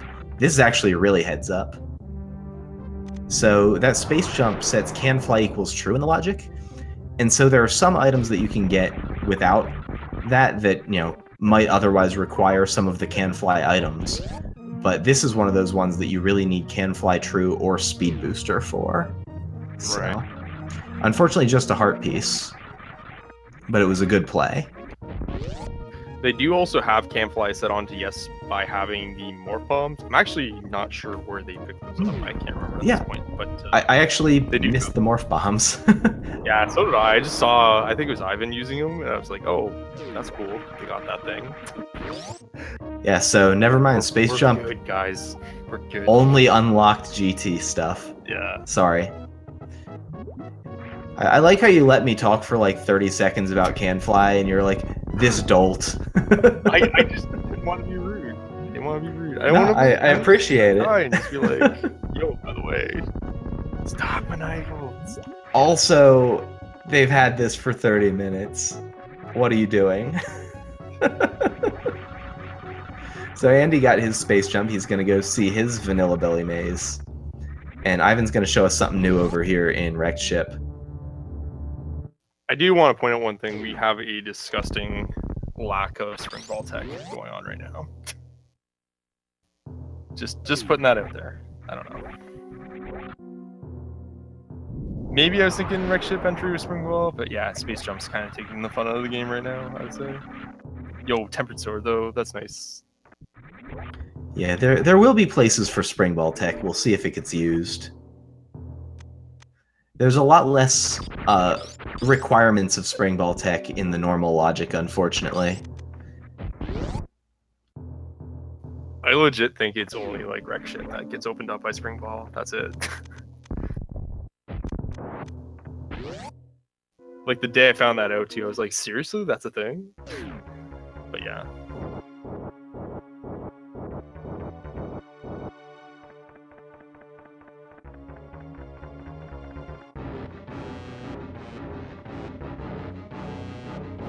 Yeah, I can't think anything else offhand. I think it might actually just be Wrecked Ship entry. Yeah, because it doesn't actually take into account the spring ball jump. It's just the actual, I don't even know what you call it, but the spring ball action across the mode basically is what puts it in logic. And we are going to get that Climb Super's location check from Andy here, so this is some information Andy will have that Ivan does not have about that reserve tank. But even though it's just a reserve, it's possible that, you know, Ivan will be compelled to come check it later with how things have been about progression in this seed.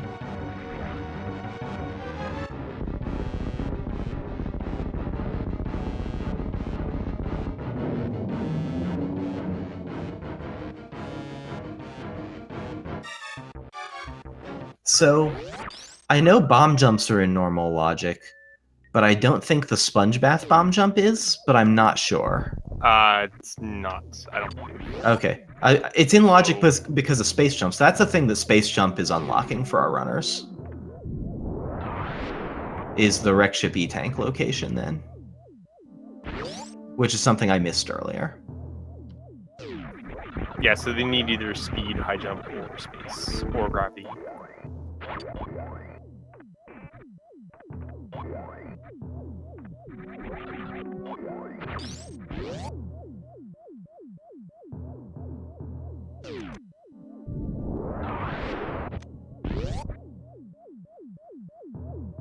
And Andy also going to go find his piece of heart up here. And we'll see how Ivan chooses to go through Sponge Bath here. Sponge Bath is this room right here on the right that Ivan just ran right by. He's gonna do the patented save scum. I love this play. Yeah, this is good. He's not really at risk of dying, even though these platforms hit really hard. This is just a technique for, because he doesn't have items that make his movement through these rooms fast. So he's going to space jump is what he's going to do. But I was hoping to see the bomb jump. Even though it's much, much slower. Yeah, so like you mentioned with the bomb jump, that is in hard mode logic. Normal mode, gravity suit, just vanilla jumps. High jump, you're able to jump past the water, so that's why that's in logic. Speed, you can pretty much run through the water, get a running jump, and get the height required. And space jump for the obvious, you're jumping over the water itself. So that's why those four are all in logic. And we're going to see the safe scum portion from Ivan here. Sees bomb at that Wrecked Ship E-Tank. He's like, no thanks. I'll pass. Goodbye. Yeah, so that's getting full value out of that save. Saves quite a bit of time actually by just committing to the save, and it's a 50-50, right? If it's not really in the sense of it being an item, but like if you don't want to do it. Nice little clip there, also on the way to kill room here. Yeah, very very quality, crisp movement there from Ivan. Just had to drop that, didn't you? I couldn't not. I can't wait for like all caps and spaced quality crisp in chat. Honestly, someone's gonna do it.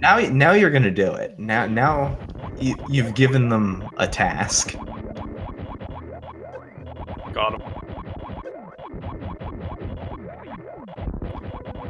That's not even fair, dude. You can't quality crisp your own quality crisp. Are you like and the Andy police? falling Like, into the vial what's plume. going on here? I don't think that's playing fair. That's all. Yeah, bro, don't assume my memes. Thanks. It's not 2017 anymore, man. But Andy is going to make this this X-ray check, which is now in logic, and Ivan with the intended X-ray strats, seeing what was there at the wreck ship reserve.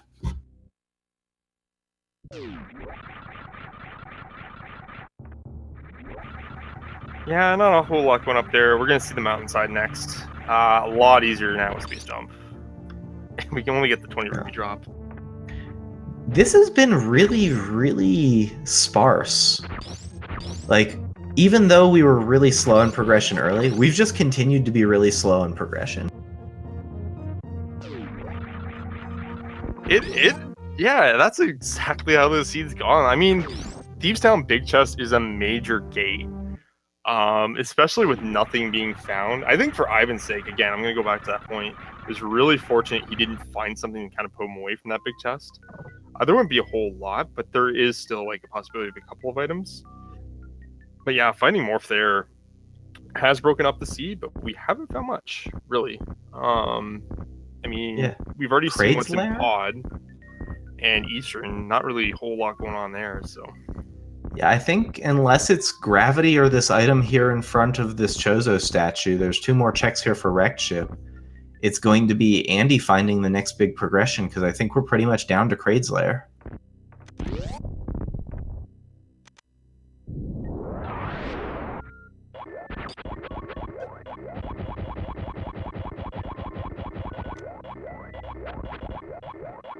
And it wasn't the vanilla missiles there. Just a big 20. So what's gravity suit? No, nothing. So I think these 3 items here at Kraid's Lair have to. Okay. that will count. We'll count that as progression. That's great. So if Andy has a stomach for it and kind of leaves wreck ship on the table, that's going to be a good out for him to save quite a bit of time in just being able to kind of go mode it and kill Fantoon only. But chances are, it just depends on what's going to be unlocked in that gravity ship here. He now has a very natural route available to him, basically to finish off Kraid's Lair and do Meridia locations. Yeah, although ice clip to the back of Meridia, not in normal logic. Why he has to go to Shacktool? Why are you going right to Shacktool, bro? There's like 14 locations. Nah, it's gotta be Shacktool. Hate that guy. Ice clip to Shacktool, also not in logic. But I hope we see it. By the way, I know he wasn't going right for Shacktool, but that's fine. But yeah, anyways. Kraid stand up here and having a little bit of trouble getting knocked around.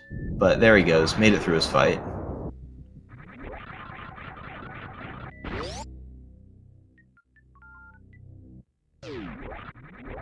And there are those flippers. So, what does that do, if anything? I mean, it bridges the logic back together for Andy, but I don't think it otherwise opens anything. It just opened up high jump, essentially. Yeah, exactly. right now.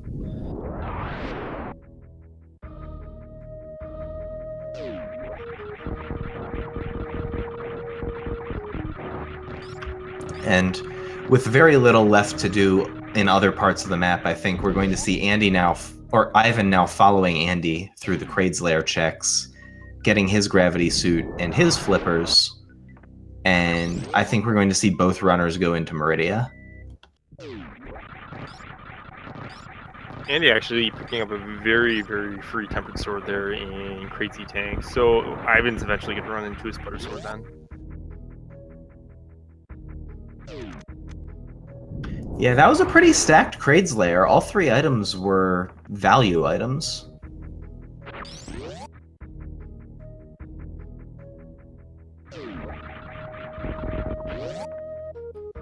See, what's at high jump here now with Morph? Bombos. Ether, what? Yeah, we have all 3 medallions now. Well, that's pretty convenient, really. Very, very convenient. So at this point, I mean, they're going to want to run into Red Cane if they do run into Varia next, just because at that point they would have logical access to the Mire area through Lower Norfair, equipped with that space jump and that gravity and Varia if they were to find it. So definitely going to look at that. Andy S and queuing here. Where's he going to go?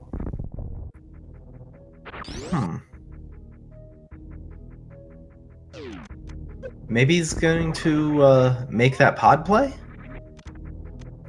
Yeah, I think that's what he's gonna do because he hasn't had the sneak peek right now because he S&Q'd right when getting that big key. So I can see why he's gonna want to commit to that play. Yeah, he has the bow now, so pod has been on his mind. He's going for the triple dip walk to pod. Yeah. I'm not sure if Ivan found all 5 items either. I want to say he did, but I could be wrong. Yeah, I don't remember if Helmasaur has something or not.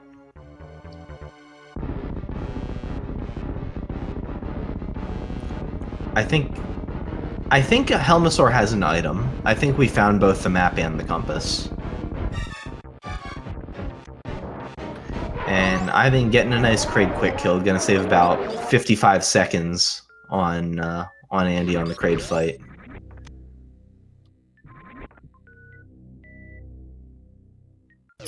I imagine. Sorry, Go I was ahead. going to say, imagine Ivan's options ahead of him. He's probably going to stick SM here and head over to Meridia. He might have liked to check high jump area first, but I imagine he just kind of goes right to Meridia at this point. Yeah, I don't like the extra elevator ride, especially when you already have the old man save and quit. Same. I like just pushing right to Meridia here and going a little too fast to get that mock ball, but still very close.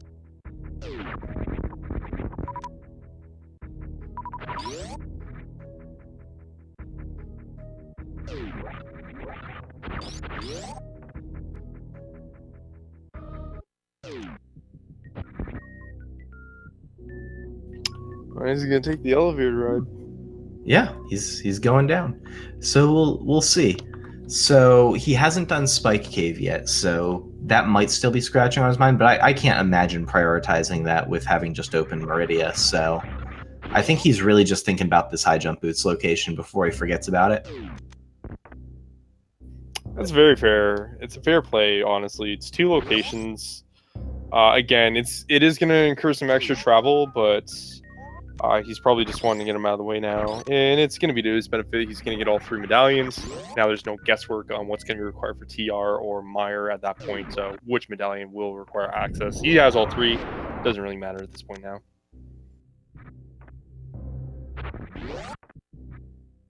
Yeah, that's the best part about completing the set of medallions is you don't ever feel any anxiety about wanting to route sort of out of your way to make some of those checks so that you can verify what it is that puts you in go mode.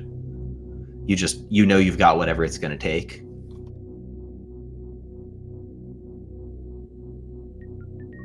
And yeah, it looks like now he is headed right for that Meridia play.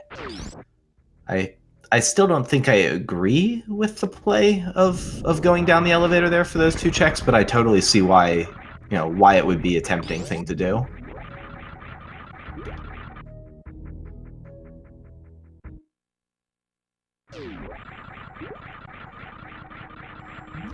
And let's see what's behind Speed Booster at Main Street. Just Supers, Crab Supers, R, and E-Tank. Not worth at this point with Gravity and 60 tanks, I think. So they'll pass up on that for sure. I don't know. Without Varia yet, I'm always looking for all the E-Tanks I can grab, but that's because I consider Suitless Lower Norfair an option. I don't know how Ivan feels about it. Yeah, I was gonna say very, very rare option, but it is like in our toolbox, if you will. What is it? You want 12 E-Tanks, I think it was optimal plus 3 shots. I mean, I was gonna say it depends on crystals. How many crystal flashes you have ammo for and things like that, but it's reasonable to go for. And so it looks like he might be going up to grab that, so he might be entertaining that idea. Nice. Nope. Yeah, that's the pathway I would take if I went up that ledge. And I didn't see, was that a death warp from Andy there? I was watching the Mount Everest on Ivan's screen. Yeah, it was. Yeah, that's just to shore up the mirrorless pod routing. It's to emulate the mirror effect.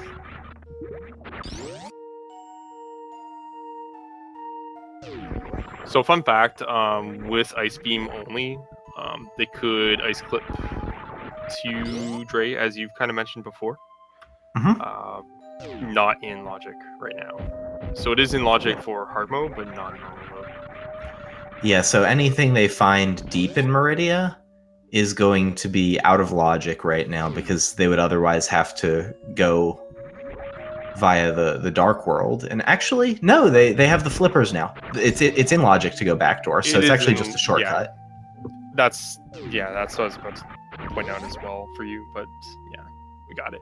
I caught myself. We got there.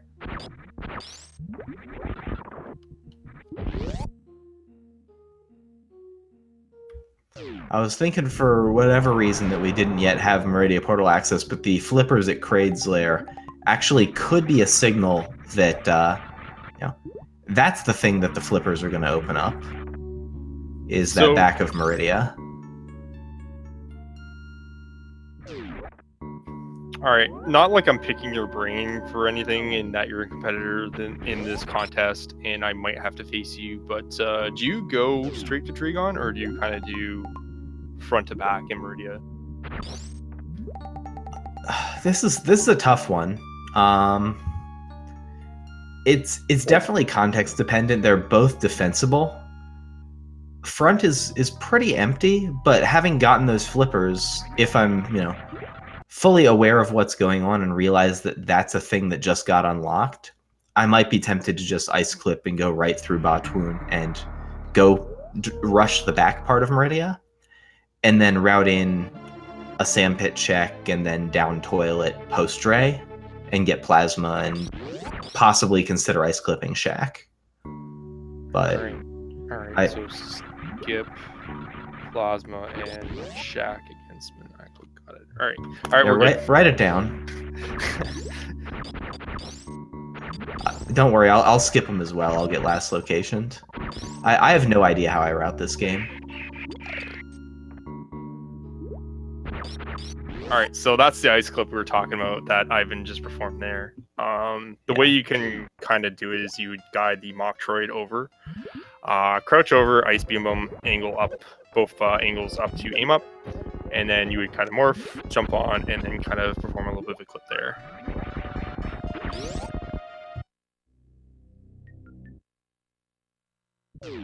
And Andy is going to show us what is on Helmasaur King. I didn't actually catch whether he found both the map and compass. I think Helmasaur King has an item.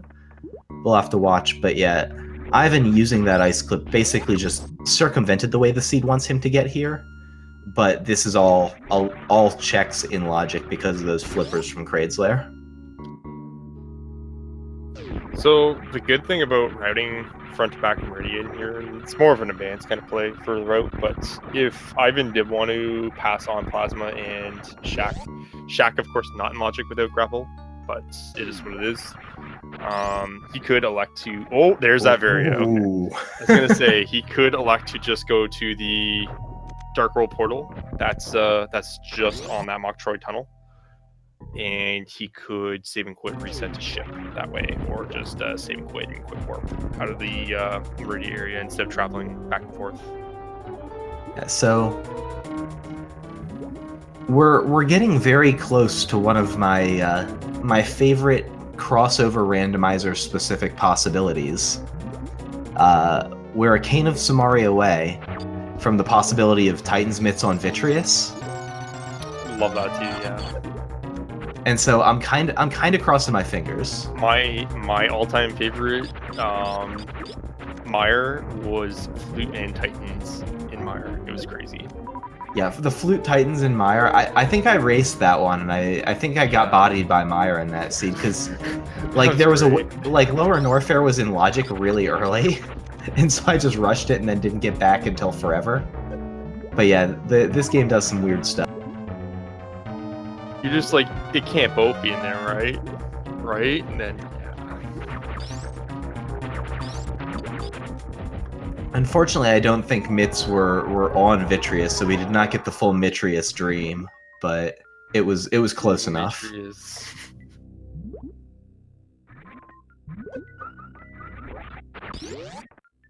I see you've been hanging out with Elminster again.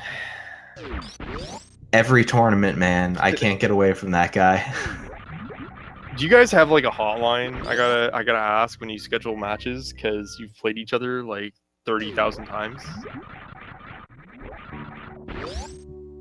May as well. It's in the script at this point, unfortunately. I'm guaranteed that like my cross bracket match or like cross group in the Super Metroid Rando League match is going to end up being inter group Elminster match. Like, it just has to be at this point. It's just like the Elminster Maniacal League. It's just you two guys, series of 20. No big deal. Like, literally 6 matches in in tournaments in 2018. So, you know, it's good for him. He just keeps destroying me in every tournament.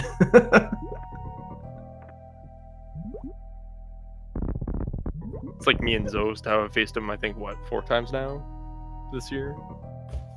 Yeah, that's the cool thing about these communities, especially the crossover community, is there's a lot of, you know, Super Metroid mains and A Link to the Past mains in it, but it's a small enough community of folks who play both that, you know, we all kind of do a lot of these tournaments for each game, and so you see a lot of the same faces, especially in the smaller tournaments. You just run into the same folks over and over, and it's good to have a little bit of history in some of these matches. Which I guess we didn't really highlight the history in the Andy v Ivan match just yet, but for anyone who was unaware of what all the team farts going on in chat was Andy and Ivan were a team, and they actually took second place, so they were finalists in the 2v2 tournament for the crossover randomizer as Team Farts, and so these guys know very well how one another would be inclined to play. And so it's interesting to think that might be affecting, you know, each of their own decisions about their routes, as well as their assessment of probable routes of their opponent. Just having more than average information about the other runner. And Ivan is going to make this plasma check, and it looks like Andy is headed for the front of Meridia.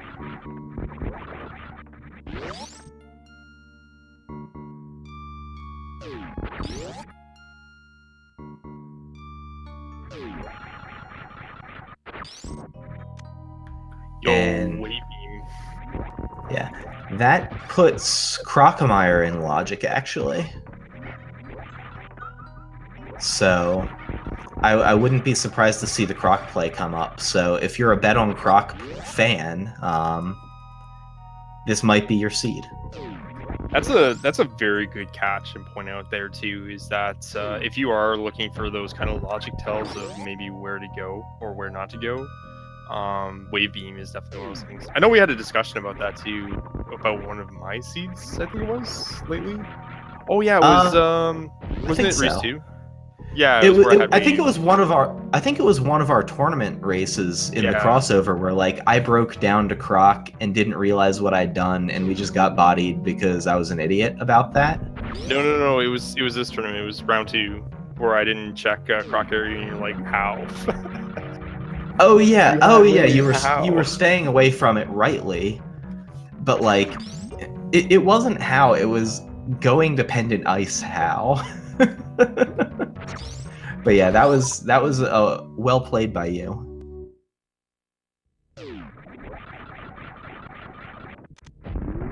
It's the one time you'll get me to say that.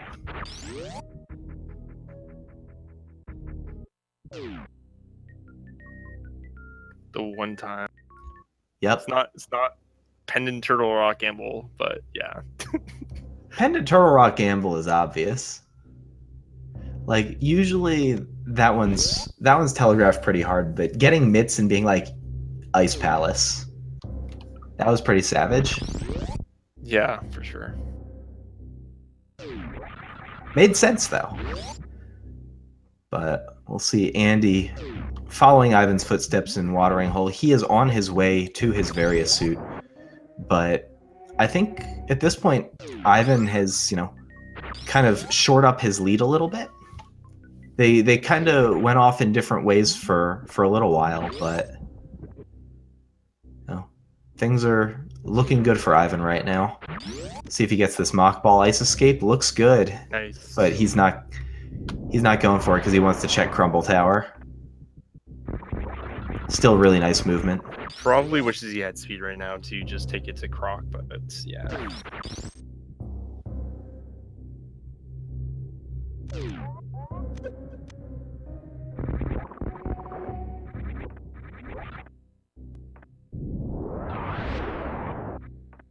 Alright, so pretty vanilla routing going to be coming up on Ivan's side of things. He's going to have to go through Cathedral.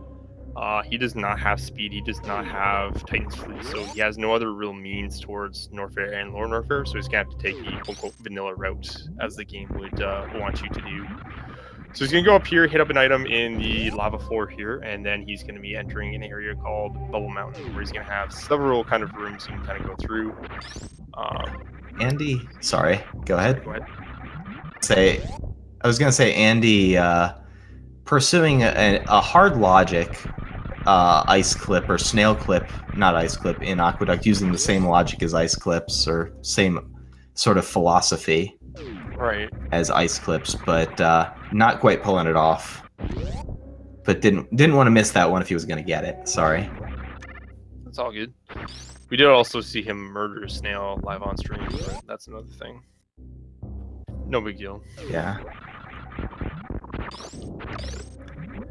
And Ivan got his Book of Medora.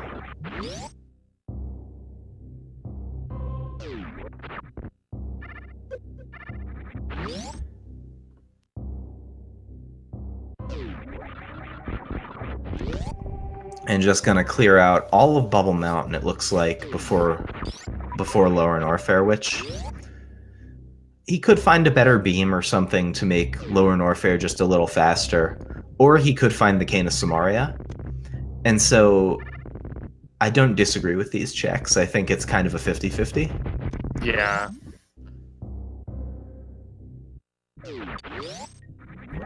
Oh, there's powder at speed. That's a nice find.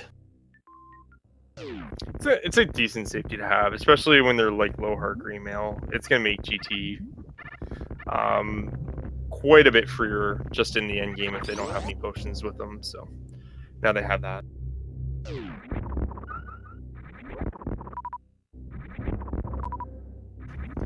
Yeah, Andy on to his bot wound fight. But yeah, powder is It's one of my favorite safeties to find. Plus, it does open up the magic bat location, and so I'm never sad to see it. It's definitely my favorite of the fetch quest items.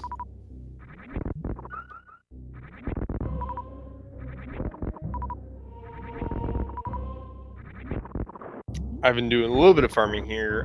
He does have charge ice, but that's all he has, and charge ice is pretty bad. So he's gonna definitely want supers for the upcoming impending GT dip and Norfair into Ridley dip. He's actually getting some really good RNG too. He's climbing his super count really fast here. Yeah, I don't know if farming supers here is more effective than farming the Ripper 2s down by GT, but it's definitely competitive, just because you don't have the door transitions. Oh wait, that's right, they have wave. Whoops. Yeah, you're right. It just depends on RNG if it's faster or not through the door transitions. But I would probably say the Rippers are probably better.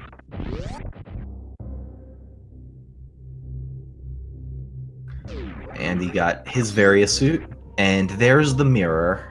So that Bubble Mountain full clear and Wave Beam area full clear here by Ivan is going to pay off with extra checks in the Mire area.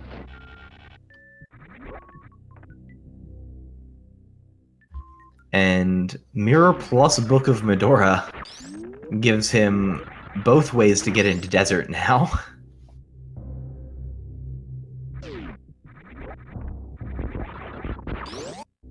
And finding that grapple beam opens up my arch nemesis. Literally, true, the only thing it opens right now is Shack Tool. Yeah, I didn't want to bring that one up, both for your mental state's sake and for the sake of the runners, because they've had some pretty bad locations already. Is it gonna double down and put something at Shack at this point? That would be pretty rough, actually. But Ivan is going to take that Wave Beam and head over to Crocomire. At least that's what it looks like he's doing. And yeah, now there's no going back. He is going to see Crocomire.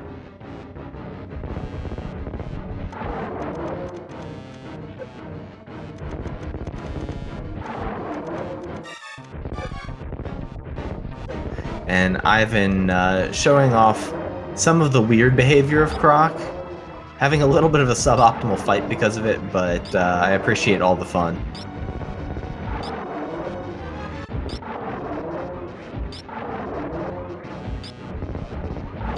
Getting pretty good RNG there, only one swipe from Crocomire. Those swipes are 50-50s and they just take a little bit extra time.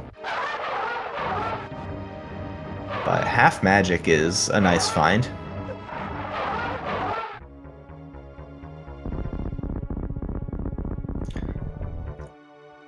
Half magic alone, not really enough to make Crocomire worth it, but not an unwelcome find. I like to think that it's good in two spots in the game, Ice Palace and GT, just because it could end up making the fights and rooms in those particular dungeons faster. It's nice for Trinex, but with the scripts, it's pretty free regardless, unless you get really bad turtleneck RNG. But yeah, I definitely would say it's not worth it.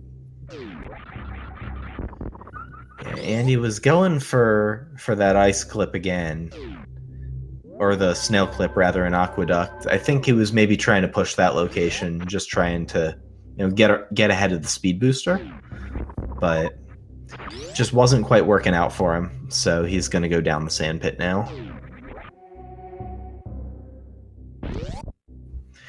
Which, I don't think we've seen both sand pits yet. We've seen this one. And there's the flute, which doesn't do a whole heck of a lot, really. Yeah, it's quite devalued at this stage in the game. Well, they don't have boots, so it could provide them faster travel, but depending on like if they hit go here in Super Metroid, they're not really going to be cashing it in, just because they'll be able to kind of do Mire and Desert on their way in through Lore Norfair. Yeah, if they happen to find mitts and then end up finding Kane elsewhere, and would have to travel the long way back to do Mire, then, Flute could be useful there for getting back to the Mire area, but otherwise, its utility is very, very limited at this stage.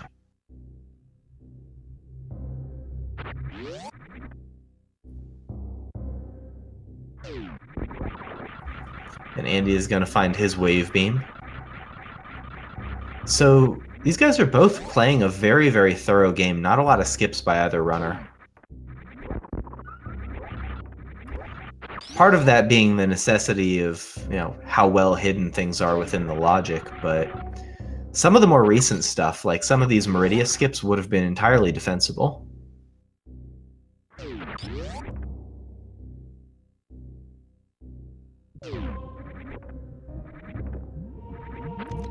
Especially having found Varia in the back of Meridia behind those flippers, I could see, pushing that Varia find pretty aggressively to Lower Norfair, which is where it looks like Ivan is now headed. But just, spending a lot of time getting to that point. So both these guys playing a pretty honest game, which is always fun to see.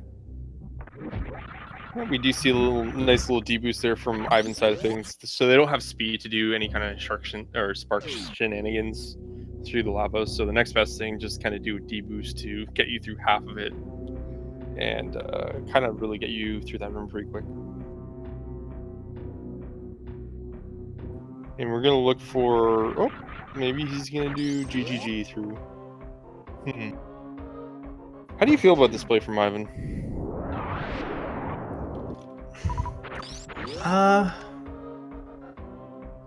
I guess I don't know.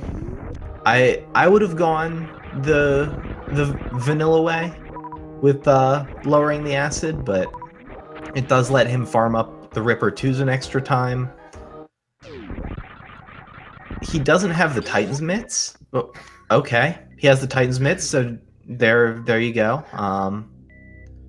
So now he could activate the Flute and come back after, say, like a hard reset and going back through the portal if you really wanted to get out of the GT fight, but...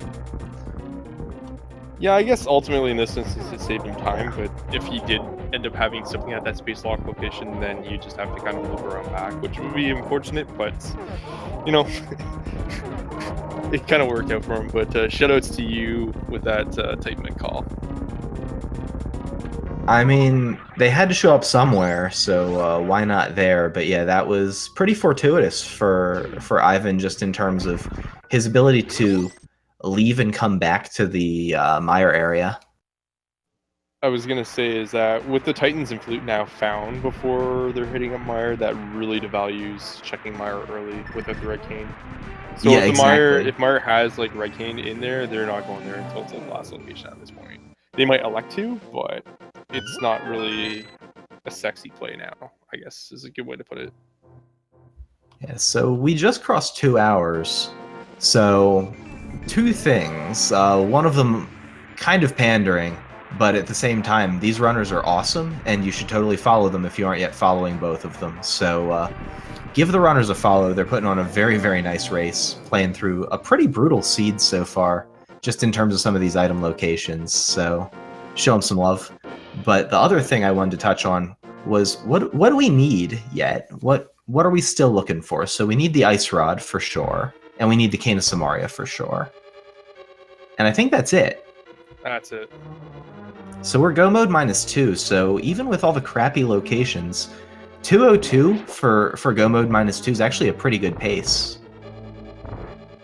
And we are not yet boot locked in Desert.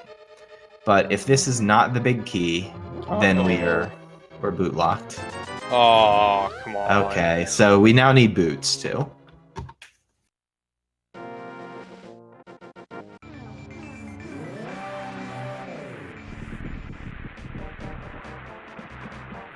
And a reminder from chat, so thank you. Also, that speed booster for where Bo was, so we know that that's out there somewhere still.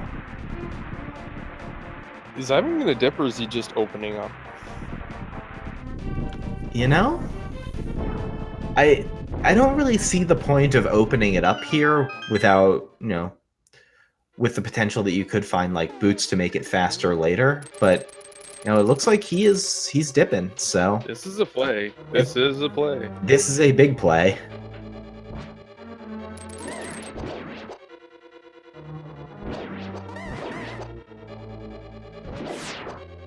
Meyer 2 sucks so bad without boots. Yeah, it's bad.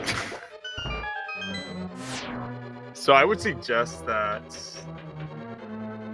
if Ivan doesn't end up finding anything and full clears Meyer minus Vitreous and Andy does not, this is going to be a very good way for Andy to kind of catch up on the seed, because he's more or less followed in Ivan's footsteps for a good portion of that seed. Mm-hmm. A lot of that's like uncontrollably too, just because of how the seeds kind of held their hands throughout. I don't know if it looks like Andy's not going to be going to Crockmire either, so I believe that's where the flute was. So he won't have that option. So that leads, And half magic. yeah, so it leads me to believe he might do the Meyer dip as well. But if he did option to not do it, then like it could catch him up a little bit more on time, depending. Yeah, and just because I saw chat mentioning wanting the boots on Ped, because Bo was behind Speed Booster, that's not a thing. Yeah, never mind. Wrong game. I don't know what I'm thinking tonight, but I'm clearly not. But yeah, boots could be literally anywhere. So yeah, boots could be Ped. Because desert is a crystal. And using that powder right away. That powder, I like it a lot for Meyer, honestly. Meyer is one of my favorite dungeons to have powder for. That and obviously T-Rock.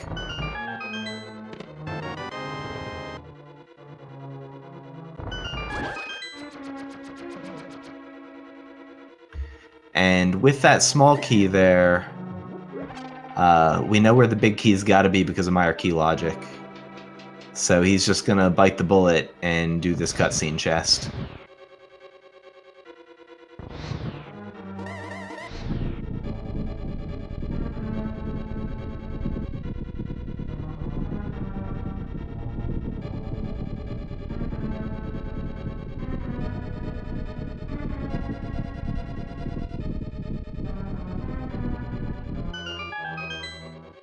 Hope you enjoyed that rumbling. And Andy is farming these Ripper 2s. Ivan gets his Meyer big key. And we'll see what Andy does here. So he has options, and one of them is to go into Meyer like Ivan has done.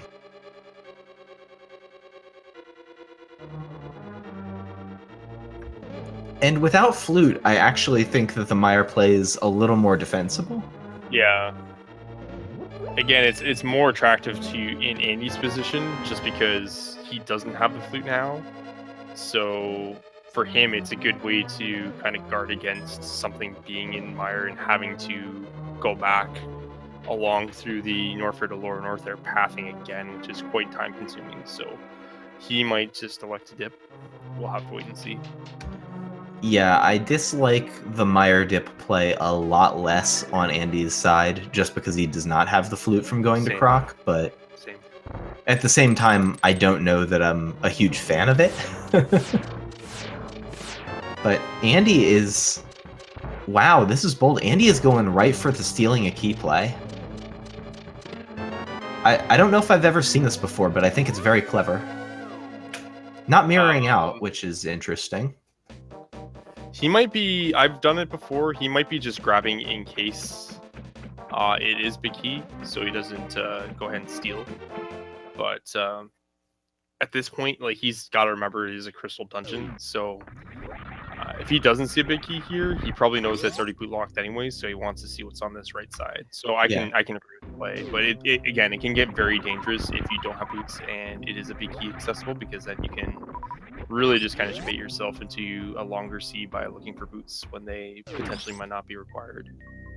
Yeah, as soon as he sees the small key there on the torch, or the big key, and not a big key here, he knows that it's right to have stolen the key. And so this could be This could be a monster play on Andy's side if something ends up here behind the boots.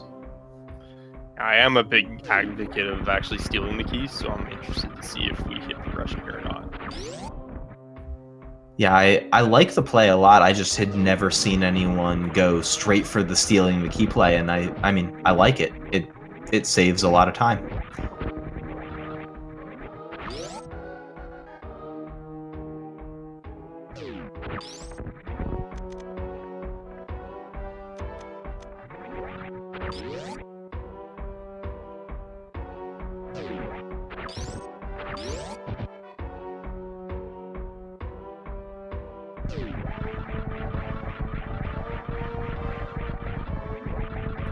And just compass and map, so unfortunately, stealing a key did not do anything, but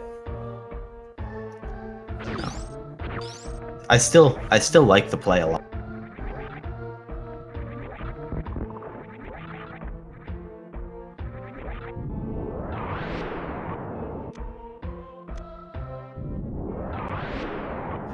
And we're gonna see these deepest lower Norfair items here from Ivan first. It's still on the table whether Andy ends up going into Meyer or not, but that would be a way for him to really close, at least spatially, the gap between him and Ivan. Did Ivan do Meyer Shed? Yes. Yeah, he did Meyer Shed. Didn't he? So, does he have speed then? Did he? I swear I saw him go Meyer Shed. Did he? He must not have. He doesn't have speed. Holy. Yeah, he's not moving fast, so... Guys. That's gonna turn out to be... please. If there's something speed locked, uh-oh. So we have 3 that we haven't seen so far, and that's in Brinstar and the Waterway. That is train speed, I like to call it. It's also the Shaft Supers, and we also have not seen what's behind that pesky snail clip area in the Aqueduct. Well, we know what one item is. We saw the one item. Is Blue Ruby, but we do not see the second one. So yeah, there's one item they absolutely need Speed Booster to get that they can't scout, which is, of course, the Waterway one, and then the other one, logically. But that patches up the logic for Bo. Yeah. And so I would be inclined to think that that was why they got speed there. And so I would not chase those speed locations until dead last. And naturally, Spazer at Ridley. Because why not? Yeah. Sephi showed up just in time. Oh, baby. Did he ever? Yeah.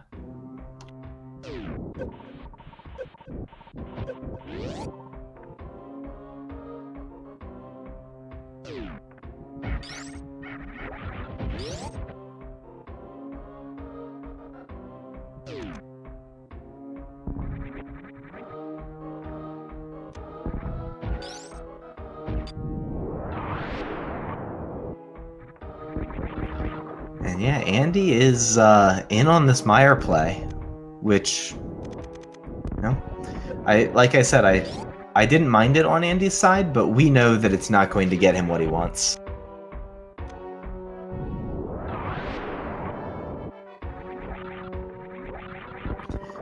We'll see what the lower Norfair exit has. I think that Ivan might get away with the speed skip. I mean, he's going to lose differential amounts of time in rooms, but I really don't expect anything else to be behind speed. So while that was a massive misstep to skip Meyer Shed, I think ultimately that he's going to be okay for it. The good news on his side too is that he does have the Flute and Titans combo, so he will be able to kind of backtrack to it quite easily once he remembers, if he remembers. So it's not super punishing like if it was on Andy's side where he does not have the Flute. So exactly, that Flute really making the difference in the value of that, but Unfortunately for both Andy and Ivan, it doesn't turn out to be anything here in Meyer. And Ivan, charge Ice Spazer, saying no to the 7th E-Tank, the stand-up necessary 7th E-Tank. So that either he's assuming he'll end up with his stand-up E-Tank from A Link to the Past, or he's just saying, I don't care about the 10 seconds or so that I would save doing stand-up with my current beam set. Yeah, Charge Wave Spazer. Historically, it doesn't seem like he goes for stand-up a lot, so I'm not really surprised.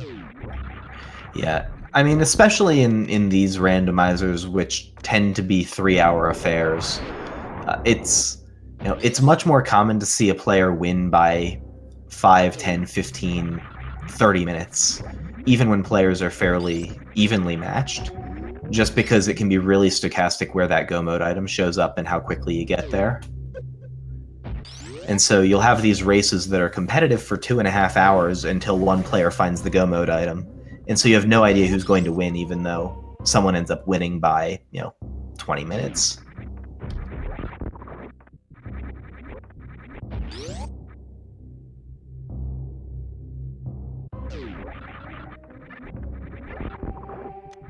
And Andy is going to check the GT area.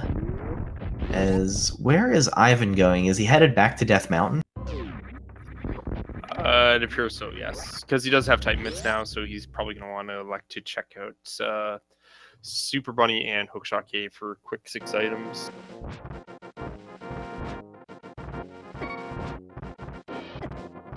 Like, chest density right now, probably his best play. If Swamp Palace was a crystal, he'd probably kind of get weighted towards there more. But at this point, like, outside of dungeons, this is the play. Yeah, I mean, there's a lot of value up here on Dark Death Mountain. So if Kane shows up, do you think we see him go right for T-Rock? I want to say no, just because there is like a couple more options available to him. There is one item in Skull Woods. There's Ice Palace we haven't gone to yet. I like the play. I don't know if he does it 1v1. I think 1v1 versus Andy, we would see Ivan make that push if he finds Kane here. I mean, we know that that's not the position he's in this race right now. Like, he's in a fine spot, but I think that matchup perception matters a lot with a play like that. Yeah. It's such a coin flip. I'd be more comfortable if all of Overworld was probably cleared. Like, if it's just dungeons, then I would be okay with dipping it, but I would definitely be in the position to want to have Ice Rod be ran into first, because then I know my routing's going to be a little more defined. Yeah, it's tough because all of Mitt's Overworld opened at the same time. Yeah. But, that Kane could be, pushing you some way if he does happen to find that, which he did not. So, we can leave it alone. No more hypotheticals on that one. But I think it really is an interesting decision. I think it's kind of cringy that Titans popped so late in the seed. Particularly when you're looking for the classic Red Cane Ice Rod, because there's so many places it can be now, and your routing is unoptimal. Like, you've already done Dark World Overworld, now you're gonna have to overlap and kind of make that decision if you want to add the extra travel or if you want to go for the unlocked crystal dungeons. So again, it's pretty tough. But we do see Ivan. Looks like he's heading back to SM. No, it looks like he's gonna go to Spike Cave. Yeah. And also Ether Tablet is available now that we haven't seen. That's a very good so that's a good option play, actually. Yeah, I like the play. I think I would have rather seen pushing the crystal at Ice Palace, even without Kane, although Kane can be part of the logic, depending on where the key layout. Like, if Cold Stare has a small key, Kane of Samaria is part of the Ice Palace logic.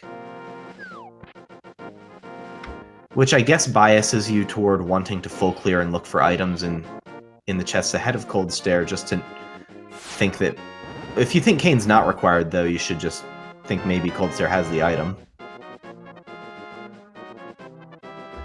But just a fairy in a bottle there for Ivan on Ether Tablet.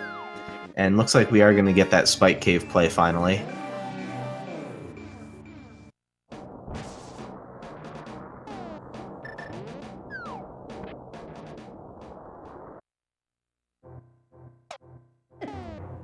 And to answer chat, that's the third bottle, I believe. We've gotten another fairy in a bottle. I think that was from Catfish, and I forget where the other bottle showed up, but I'm pretty sure we had 2 bottles. Okay, well, our tracker Linkforce, shoutouts to Linkforce for being an awesome tracker. Show him some love, give him a follow. Pointing out that only 2 bottles so far, so maybe Catfish and Ether Tablet are the 2 bottles we've seen.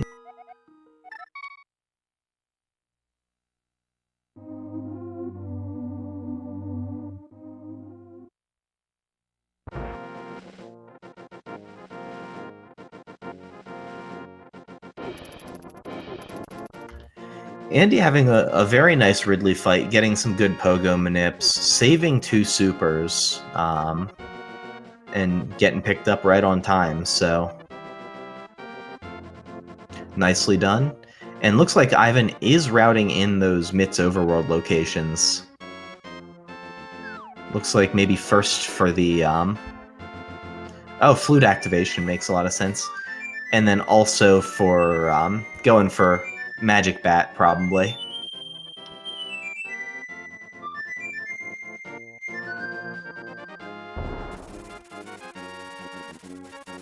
He has options here, actually, with the Titans, too. He could elect to do the, like you said, the Magic Bat, Smith's Purple Chest sequence. He might elect to just finish off Skullwoods here first, because there is one more item, Fire Rod locked in the back. Yeah, I like this play because Skullwoods is, 100% guaranteed required. It's a crystal. He's done all of the crappy slow things in Skullwoods at this point, so it's going to be, unless it's the crappy chest that no one likes to do, he's probably going to have to do it. This is a long seed, isn't it? I mean, it's on Ivan's side, we have all 4 bosses done for 1 crystal, and then Andy's side, we have 3 crystals and 3 bosses. For 221, this is pretty long.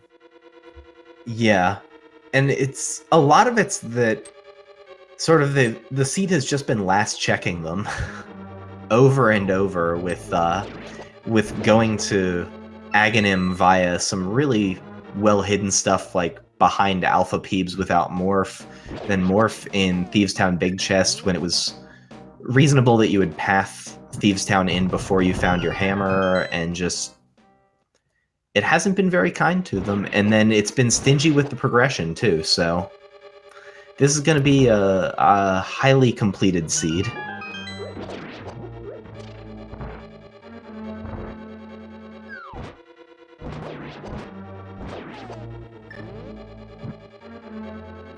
Even with half magic and gold sword, Ivan is choosing to do a little bit of magic saving there.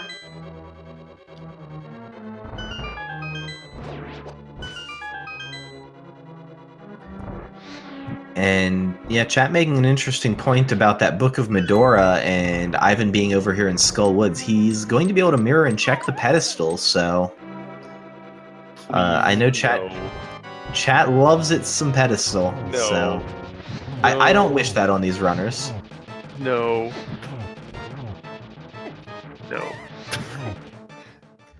No, he got a fairy in a bottle just now, so he's going to use it.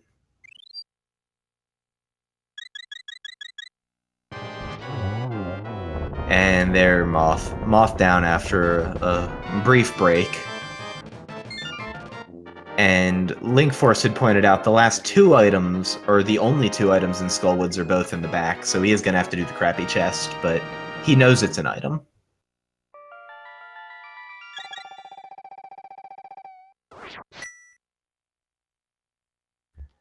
So I'm probably going to menu to mirror here, and then probably walk back in and mirror out and then do the ped check.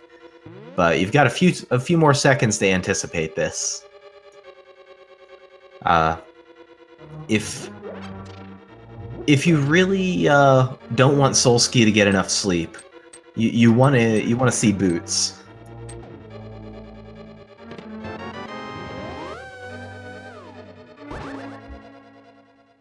Oh man, Link Force is on it. I got all confused about Skullwoods, but we're gonna get that ped check.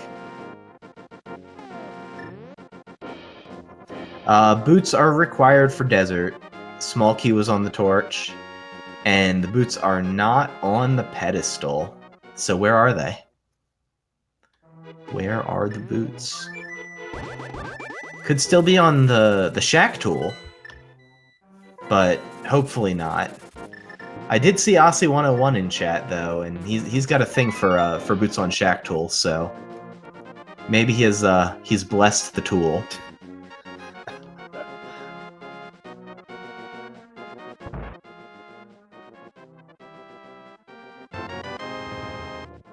Mushroom turn-in, just a full heart container. Alright, so I'm gonna say my bounty, my standing bounty is gonna be in effect for this race, by the way. I mean, you could end up with worse things than that result, but I won't say any more about it. I know what you're talking about, but we'll see how things go down.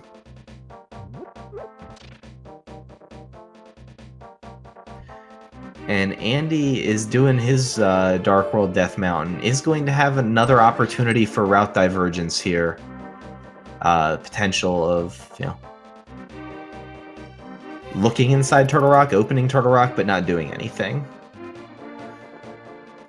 So he's just going to follow Ivan's footsteps, really. As Ivan is about to get the frog, so this is a new check. These Mitts locked overworld checks.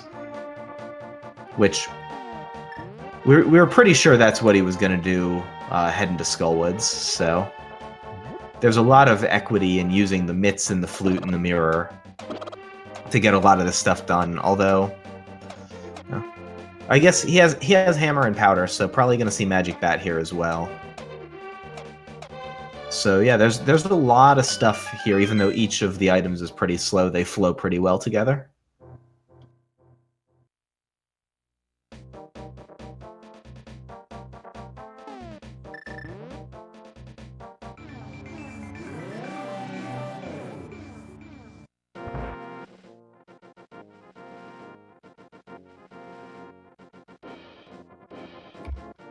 And Andy about to do his ether tablet check.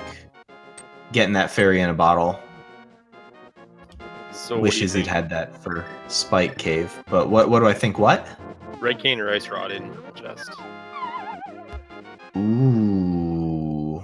I mean, ice rod does not actually open anything, so I think red cane. Yeah, again, if I'm a runner, I definitely want that play taken out of my hands because I am more apt to just chase Turtle Rock, so I definitely want to run in that ice rod first. Oh yeah, just make running a lot cleaner. Mm-hmm. Knowing that you can go to Turtle Rock and clear it and get everything out of the way, and you have Mirror for Mimic Cave, and just if you're there and not in go mode, you're guaranteed to get all the value out of Turtle Rock. That's a big thing. But Andy is our first runner to make this ice play.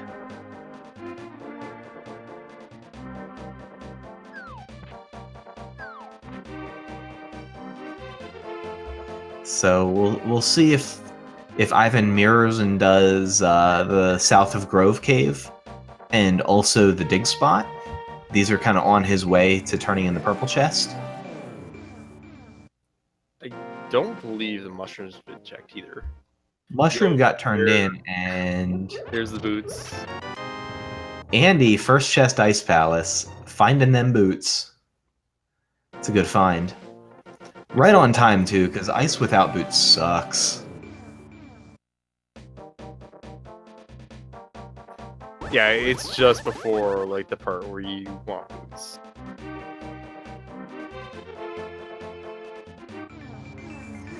So we'll see if Andy's able to leverage that advantage. See how long it takes Ivan to get over to Ice Palace. I mean, it is a crystal and it is full clearable.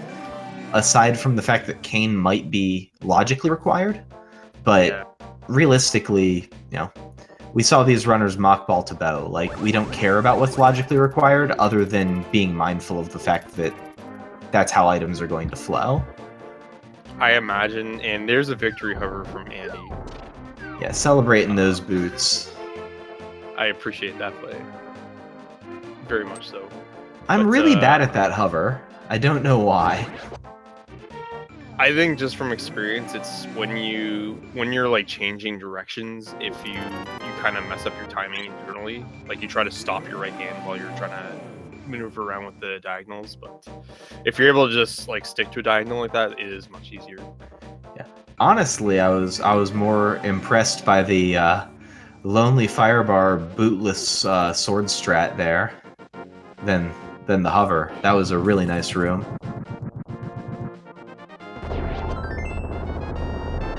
And Bombo's tablet, just a piece of heart, and loaded Ice Palace. Let's go, Ice Rod, please. Dang. So yeah, Turtle Rock plays alive now. Looks like Ivan is on it though. Yeah, there's not very much for him left to do because he did do wreck ships as well. I mean, Andy, again, going back to that initial kind of comment we made way earlier in the race with Andy not doing wreck ship, if he continues to have the stomach for it, it's gonna be able to keep him well in this race by not clearing all of wreck ship. Yeah, right now, I mean, he's got speed booster that Ivan doesn't, so that's gonna save him some time in Torian. And upper wrecked ship is entirely skippable, so I mean, with Boots and Kane found, it really is all down to the classic A Link to the Past and Super Metroid crossover randomizer trope of Go Mode Ice Rod. So I'm real tempted to chase Turtle Rock just looking. Just because that's a thing. That decision is going to be much more challenging for Andy, whereas in Ivan's position, that's an easier play for him to make. Because again, wreck ship has been cleared. What is it? 3,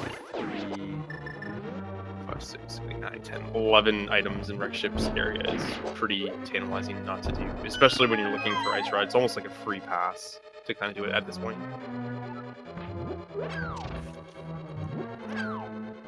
Yeah, although the other alternative play that's most item dense is unfortunately Swamp Palace, so I can't wait. That means he can't save his portal on Laser Bridge, so like that costs a little bit, and a nice hover from Ivan as well. Getting the same one there, a little different of a strat, but comparably effective.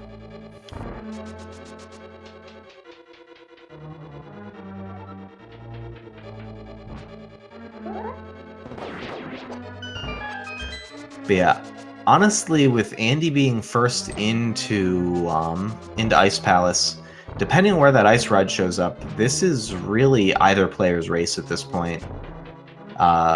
Andy has really cut the lead by skipping Croc, by not going to upper wrecked ship or wrecked ship at all. Staying away from some of those plays that just didn't pay off for Ivan.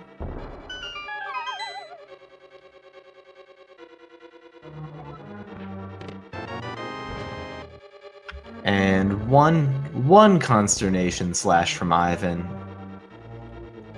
but he got here right on time. Andy still has all of Mitt's Overworld too, though, so like that T-Rock play, that's real aggressive. We'll see if he makes it though. With how the seed has been going, and nice cold stare for Andy, by the way, how the seed's been going for both runners, I could see them both feeling behind and Andy rushing Turtle Rock on that gamble.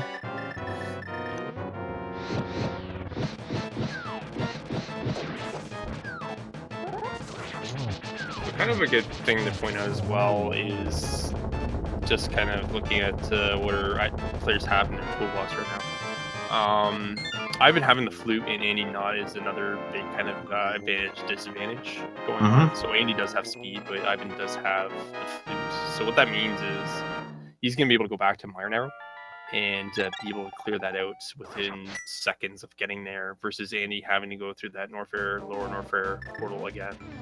So that's going to take him minutes of his time to kind of get back in there. So, which was like Ivan spent essentially going to Croc area to kind of net out. So, I mean, Croc is still going to end up being a time loss, unless Ivan's able to leverage the advantage of half magic in a way that saves him time. Because that route back to the Mire area with speed for Andy probably is 90 to 120 seconds at worst. Yeah. And Croc was 4 minutes, 3.5. Again, it's all dependent too if Andy does like to check it, so we'll have to wait and see. And yeah, with Ivan just going right on in on Mire, I think it's safe to say that he just straight up forgot, and really bad Popo RNG there in Mire 2 for Ivan. But I think it's safe to say that Ivan just forgot about Mire Shed. Will not be finding his speed booster. So if Ice Rod is speed locked, then that's a major advantage for Andy. Otherwise, it's kind of a wash. But it looks like Andy is going to do some of those MITS overworld checks. And have we seen King's Tomb yet? No, he's going to check it right now because Andy came fresh out of Ice to overworld, and Ivan went straight to Mire.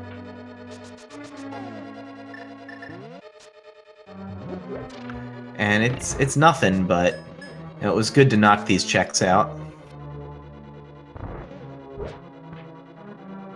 So yeah, as you mentioned with speed lock locations, there's currently two locations we have not scouted or seen with the Find of Speed, and that is Brinstar Waterway, and there's one item in Aqueduct. We did scout out the first item being a Blue Rupee, but neither player elected or were successful in getting through the snail clip without speed, so that's definitely a loose square for both our players right now that they're hoping doesn't exist. On top of that, on the non-stop garbage checks left is our friend the Shack Tool. Yeah, which not my friend. I'm saying our friend, just collective. Yeah, our. But yeah. But what I wanted to ask was where was Grapple? Oh, where was it? I want to say Lower Norfair, but I think I'm wrong. Yeah, it was Waybeam. That's right. So I knew it was Norfair or Lower Norfair. Yeah, it showed up in parallel with the MITS in Logic then. Yep. So that's an interesting proposition. So Andy is going to make the play here now to wreck ship. I can't blame him for it because it is the fourth boss he needs to complete. And he is able to get out like 12 quick items here. Quick, I mean kind of slow. But item density wise, it is quite dense for what he needs to do. So I can see why he wants to make this play. Yeah, this is a big play here for Andy. Unfortunately, it's a big play that's going to hurt him. But especially if he goes for upper wrecked ship, could give Ivan the time he needs to really cement a strong position in this race.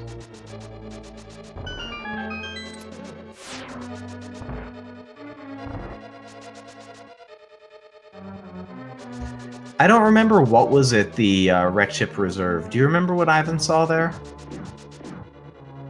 It was junk. It wasn't anything. Yeah. I remember not thinking much of it, but I also remember not being certain what I saw there, so... Blue Bomber strat from Andy. Telltale sign of how much he has improved in Metroid, for sure. Oh yeah, like, you need to not be going too fast in order to get that jump, to get that, that speedball there, and so... It's like a stutter 3 that you have to do to get that, and... That's a marker of at least some modicum of Super Metroid skill.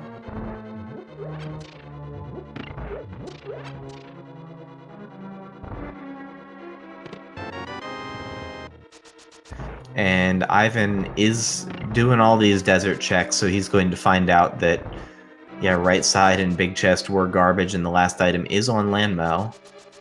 And the difference here is he's going to be able to go check it. And so, Meyer, desert, done. It's just Pod and T-Rock, and Ivan knows there is an item on Helmasaur King. So, if you're Ivan, are you just routing Pod into YOLO T-Rock for Ice Rod? I think it's more economical for him to go to T-Rock at this point, just because I think in a 1v1 situation, you could assume, at least try to safely assume, in a seed like this, Pendant Swamp play is not very attractive. So odds are that you're thinking Andy's going to make the same play as you. You might as well do it as well, which would be that Crystal TR. If you hit the Ice Rod there, you're in go, and you're already on your way to GT when you're done. Whereas if it's not there, then it is a timely 3 to 4 minute investment of not getting anywhere, and then what do you have left? Really, a Pendant Swamp Palace play. So yeah, I like pushing to T-Rock here. Same. But we're coming up on that big decision juncture for Andy, and Ivan getting a little bodied by RNG there. Bad movement for that land mola. Yo, but oh baby, there it is.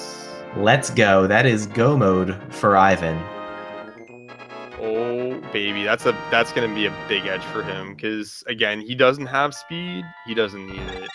All he has to do now is go to Pod, clear that out. He's already cleared most of it. He just has to go right to Helmasaur. So that's going to be a very quick tip for him. And then basically Gomo TR into GT into Mother Brain finish. So he's in a very strong position here. Andy, on the other hand, has to make that play to Deserts. He does have the Book of Medora, which is good for him, but he also has to backtrack all the way over to, again, through that lower Norfair portal to Meyer area. So you might elect to do that and do both at that time. Yeah, so Ivan is not going to be winning your bounty today, because there's no way we see him do any extraneous checks. Yeah, I don't think either of our players will, so.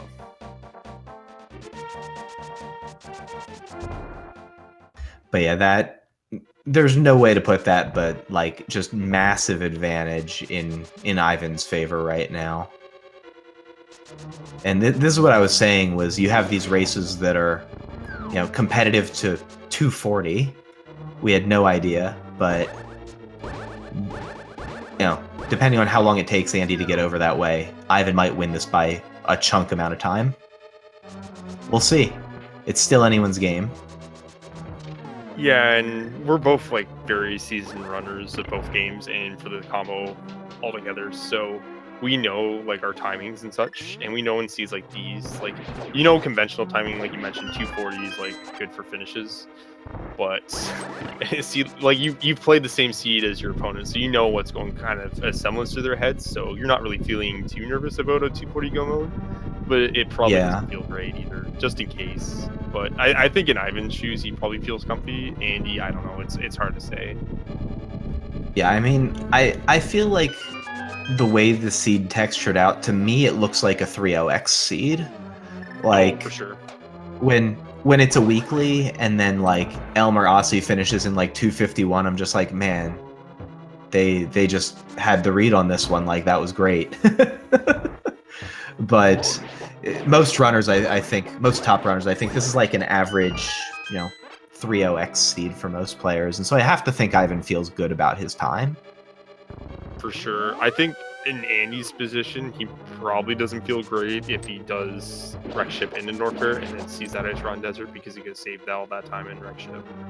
Again, it came down, I think the story here, and we kind of touched on it a couple times, is how much of a tolerance for the gamble does Andy have for wreck ship, and unfortunately it was just a little too short. Yeah, I mean, we can sell that as the prevailing narrative, but realistically, that's probably not going to account for the entire time difference between finishing times. No, there was Like, other things too. Ivan played a very nice race.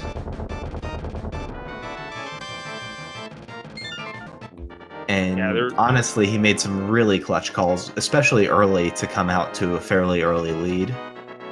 for sure. I mean, there were some missteps on Andy's side. He had taken quite a few deaths early on that did put him behind. I think he died twice in Spike Cave, actually, chasing that. So Yeah, that was rough. there's definitely there's some time sinks on his side. He did get himself back in the game. But again, it's ultimately, any way you slice it, it did come down to that kind of play, right? Where it's you could have saved sixpence or not, essentially. So, but yeah, we do see Ivan finishing off Helmet Sword here. He will be heading over to T-Rock, his 7th crystal. After that, he'll be basically on his way to GT and Ganon, and then he'll route into Mother Brain for the finish there. Well equipped for that. He's in complete go mode, does not require any more checks for the game to complete. Yeah, although he will be looking for some auxiliary things like Plasma Beam, for instance, in Ganon's Tower. So, doing Ganon's Tower first, definitely a good way to go. And with worries about Andy maybe losing power, he's still in the SRL channel, so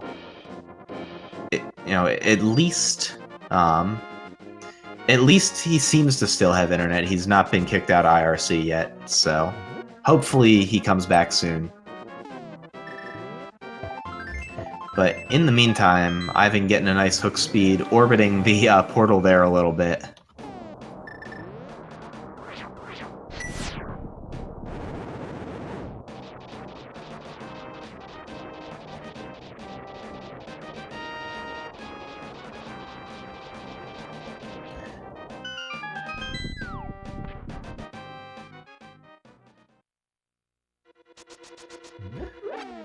Let's see what this T-Rock layout looks like if we'd been able to come in here without, say, Fire Rod. See if the keys line up right. Or wrong, as it were. I was about to say that menu from Ivan, though. Oh yeah, there were some inputs. Yeah. We've all had those. Yeah. I'm gonna hit every item but the what I want input. Happens every race. Yeah, that was a much cleaner menu. That was a very nice menu from Ivan.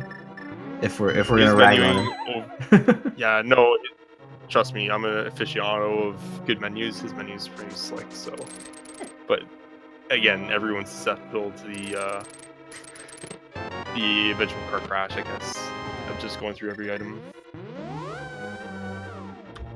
Yeah, that's definitely one of the weaknesses in my A Link to the Past game that I've noticed, is especially being able to adapt to my changing menu, especially when it's really sparse in the early seed. It really it's not good. So I can empathize. But there's that big key. That's actually really, really nice for Ivan. Two small key, big key. Yeah, I was gonna say he's got the God TR. He's got 2 small keys and a big key. So he's going like straight to Lizard Bridge. I was gonna say if Chomps is a key, like he's just he won the lottery. So we'll see if Chomps is a key or not.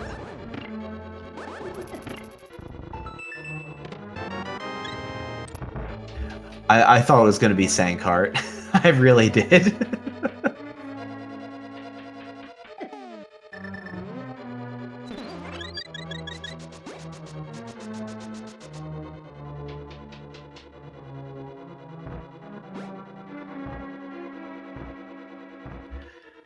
Yeah, so Solski, if things hold up as they appear, and Andy is sitting still in bowling, and Ivan is finishing T-Rock and GT and Torian, how do you feel about your potential matchups downstream of this?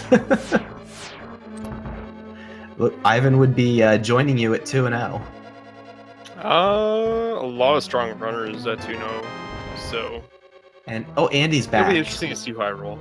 There he is, but he's not where he wants to be. Oh no, Oh he's gonna no, yeah, find oh half no. magic and flute, and that's it. That's just unfortunate.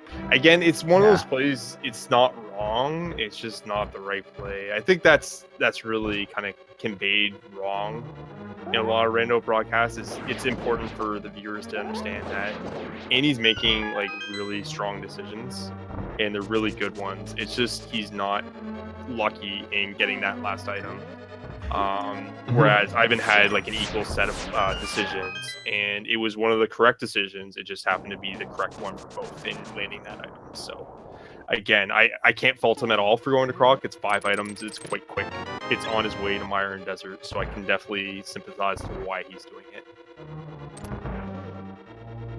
Yeah, not using Spring Ball to go over and get the flute, a little reprehensible, but that's a micro, like a screen routing decision, Yeah. rather than a macro routing. His macro routing has been very nice. The only, knock I have on Ivan's game in this run was the decision to go into Mire when he did. But, Andy's had a couple little hang-ups of similar caliber, but both runners have played very, very good games. And it goes back to what I was saying about, you can have these really competitive races and the finishing times do not portend how close of a race it really was. Right.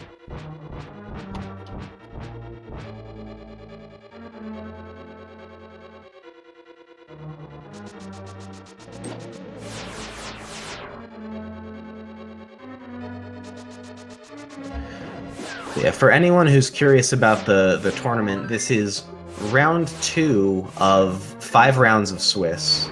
Runners will need to go 4-1 or better to have a shot at making the top 8. So because these runners are both undefeated at 1-0 right now, neither of them will be knocked out of the tournament with this loss. And so there's not only good opportunity, but good probability for either of these guys to make top 8 from here. But it just will be a little bit harder of a road for the person who picks up a loss today. Definitely. I find myself in the 1-1 need to win out bracket as well. So if I want to win the tournament, I need to win the last matches. I need to not lose the tiebreaker race, and then I need to win all of the top 8 matches. But that's the fun of it. I mean, 1-1 right now is going to be kind of Moncast too, because like you got yourself, you have Zost, you have potentially Andy in there. Either Andy or Ivan would have been a pretty tough draw in a 1-1. And Yeah. those are guys you do not want to run into when it's like 5 round Swiss, and 4-1 still doesn't guarantee you win it. So yeah, I'd be remiss if I didn't also point out Hitaka at 1-1 right now, Yes, who was in the top 8 of the last 1v1 tournament. Like, there is a scary 1-1 bracket right now, and it's gonna tear a lot of people up, and former top 8 and top 8 caliber players might just cannibalize each other. It depends how the pairings break.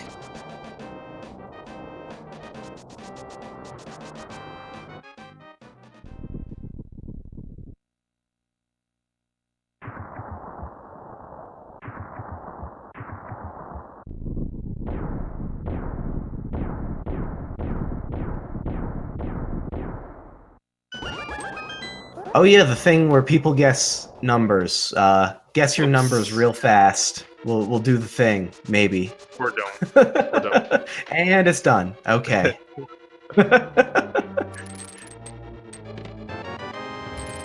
And first 2, give us a small key. Ivan can go right, but he's not gonna.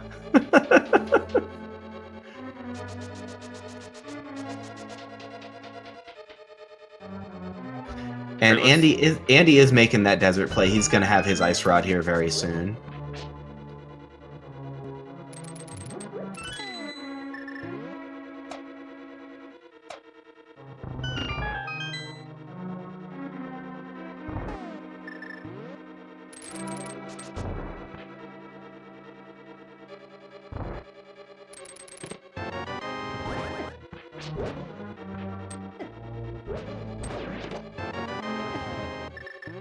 Oh, and there it is.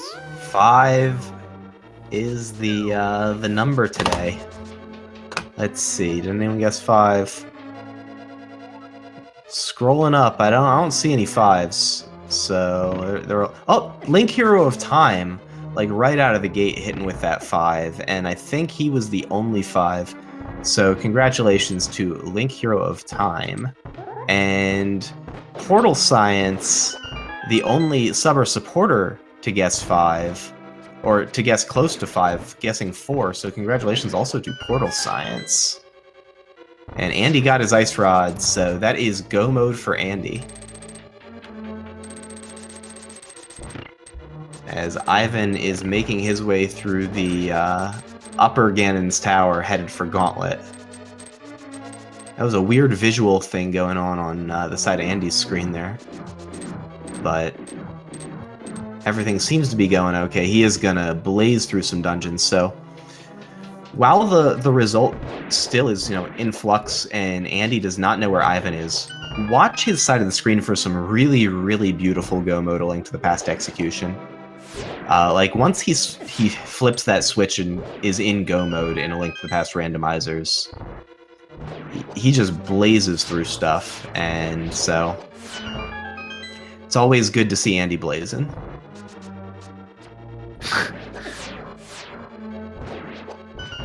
I'm leaving that one alone. Damn right you are.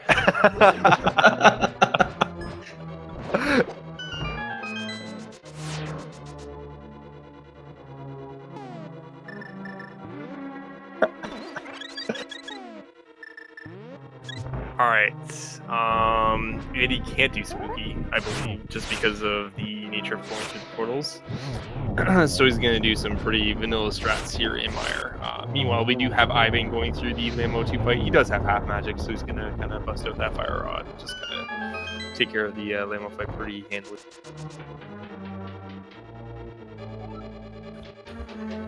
Yeah, this is a nice upper Ganon's Tower so far for Ivan.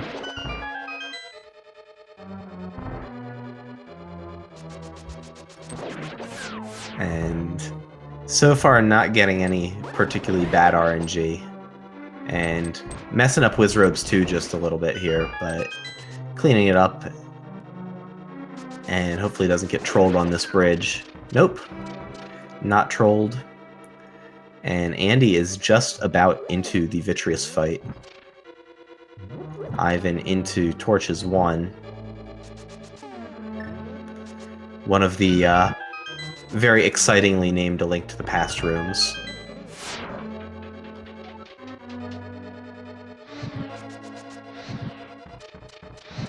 And now Torches 2. Down quickly, as with Vitreous. Nice Vitreous fight there by Andy. And in no time, Ivan is going to be on Moldorm 2.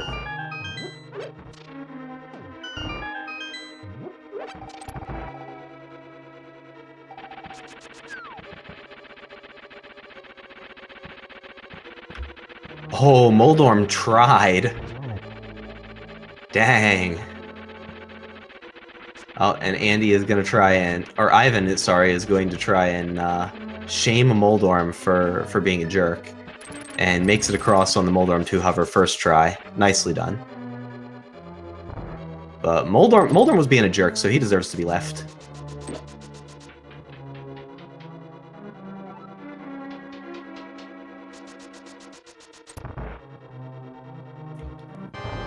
And Aga 2 for Ivan.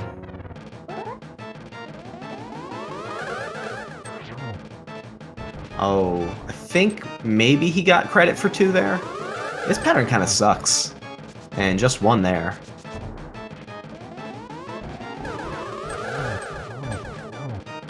And a nice triple, so he did not get a double on that first cycle. But there it is, nice 4-round. Can't really be too sad about a 4-round Aga 2. You can always get the 3-round, but some patterns are just tough. Yeah, I was gonna say, just a lot of seeds I've seen lately, Aga patterns for whatever reason have just been beyond reasonable. They've been downright terrible, so that was a pretty good fight to salvage the 4-round from. Yeah, and Ivan is going to be dropping into his Ganon fight.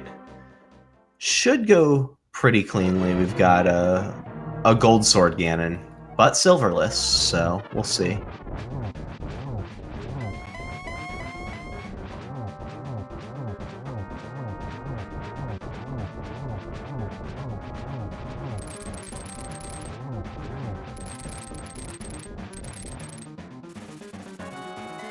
Alright, so pretty decent fight from Ivan so far in the Phase 2 fight again. Now he is on to Phase 3. Minimal damage taken. Butter Sword, silver, or actually doesn't have silver, sorry. Still should be a pretty easy and clean fight for him with Calf Magic.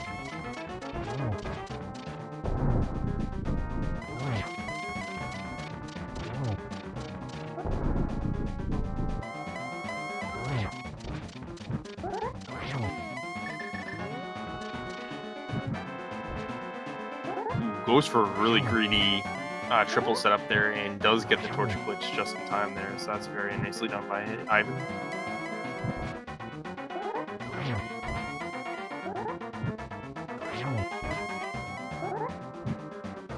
And a really, really smooth Phase 4 so far from him.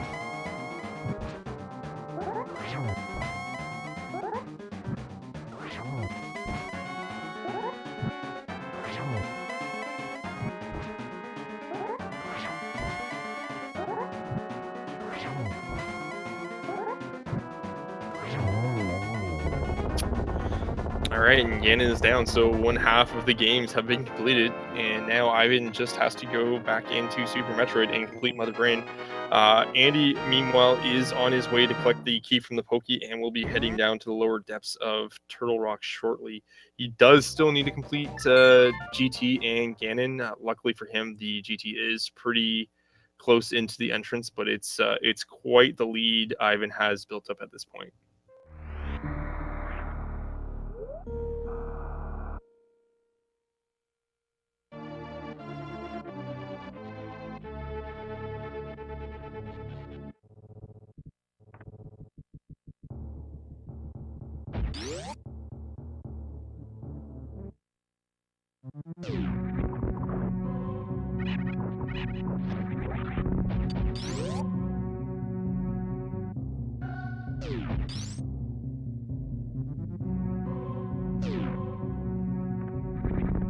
Oh, I've been actually forgetting to refill here.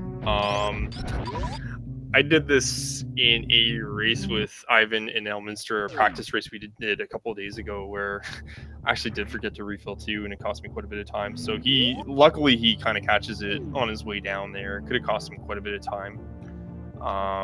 Would have been a much slower fight with just full beam without plasma versus 60 supers at his disposal. Yeah, at some point taking that refill is just, it's the right call, and Yeah, it's it good is. that he remembered and went back to do it, rather than hedging on getting the best Metroid drops of all time. Yeah. Just pumps him up to like 20 supers.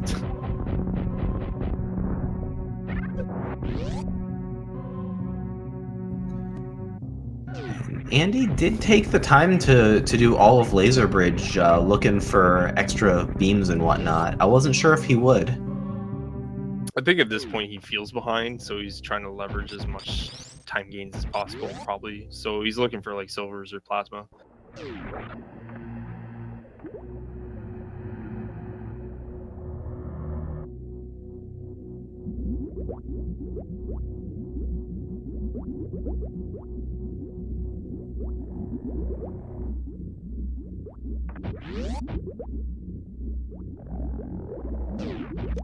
Andy with basically the perfect gold sword behind the back Trinex fight there. Getting in the 0 phase, so he'll be able to basically kill off the final portion of the Trinex fight here with 3 quick slashes. And yeah, he's done. Yeah, that was just a great Trinex, and Ivan doing some really nice Torian Metroid rooms here. Basically just keeping moving very fast on the menu. Unfortunately, getting that X-ray in there. Not something you normally have to contend with in a lot of Super Metroid categories, but does make it through. It is tougher than the muscle memory from an 90% for Metroid, just because you are having to deal with X right now and grapple, so it does mess up your menuing supers a little bit. Yeah, if you aren't usually using item cancel, then it can get you. And then also doing it without speed booster, because he did never check Mire Shed. So, he isn't necessarily used to exactly the movement he has for these Metroid rooms. It's probably not something that he's practiced as much.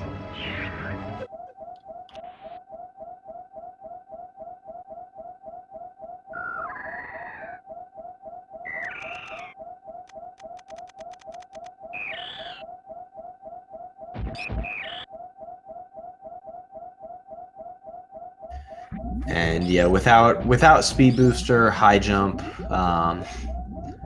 Ivan not gonna try for that baby skip. It's the right decision.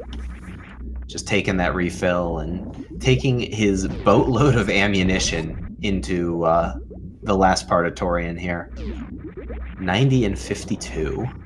There are so many super missiles in this game. Like, it really does devalue Charge Beam. Especially because on the Super Metroid side, there's no item fanfare, so, like, when you see super missiles, you're just gonna pick them up.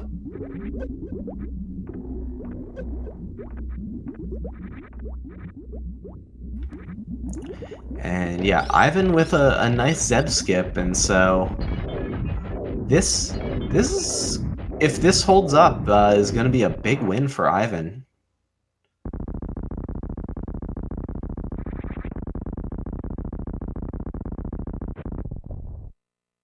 I mean, at this point, he can tolerate at least one stand-up fail. I doubt he will go for stand-up here, but again, just in case. With Andy just climbing the second or the latter portion of GT now, it's unfortunately too late, I'd say. Yeah, I mean, they're about 10 minutes apart at this point. Maybe a little more, maybe closer to 12, but that's a huge ask for Andy to make up. Ivan would have to die on this and get sent back to the ship basically twice.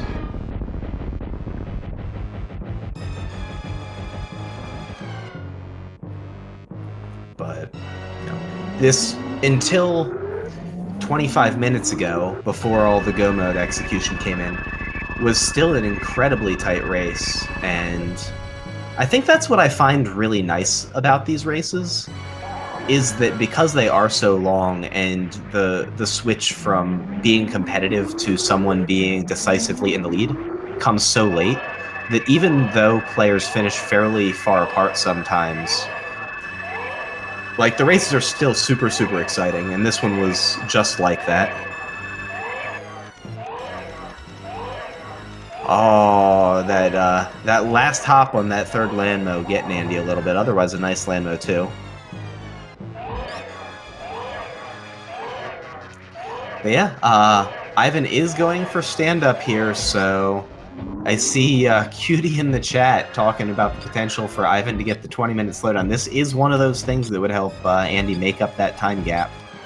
If Ivan is facing right or shooting at the wrong time, he could lag the game out in a pretty bad way. Or if he freezes Baby in a bad spot, but he moved back, so Mother Brain's going to be able to shoot Baby, so everything is good. And so now he just needs to not shoot at the wrong time, and then he'll be safe with this stand-up. I trust he'll be okay.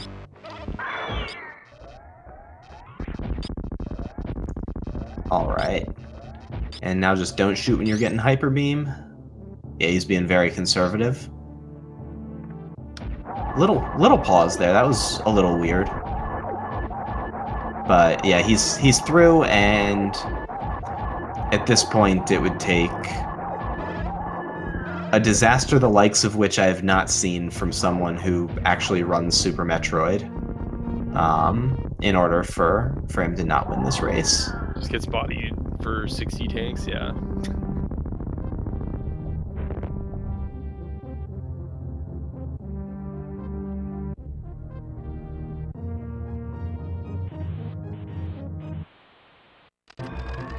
and Andy not going for that Mold Arm 2 hover, just gonna hook shot across.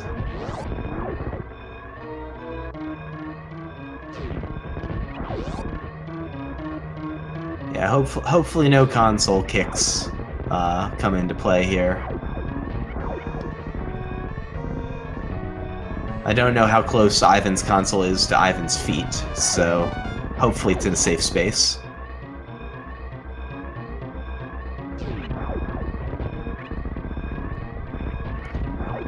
Nice opening double there on Aga 2 for Andy, as Ivan is on the Leodox room, unfortunately missing a fairly reasonable shot at a double, and bad pattern, bad blue ball, just bad there on that third cycle, but fourth cycle is fine, and Andy's basically set up to clean up here, and yeah, Aga 2 down. Ivan going for a right side climb, a little more classic. Doing a good job. This is basically the practiced climb, but the screen is shaking because it is no speed booster, no high jump boots. He's also going to drop the eventual frame just in his inputs because of all the stuff going on the screen. On the screen, so it is quite more challenging than it looks.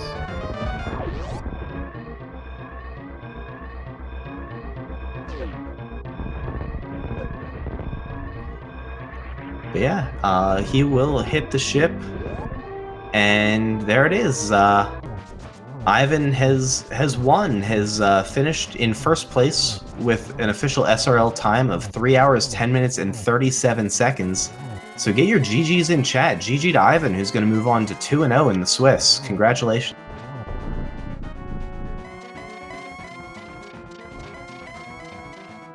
We'll see if Ivan wants to come in and chat.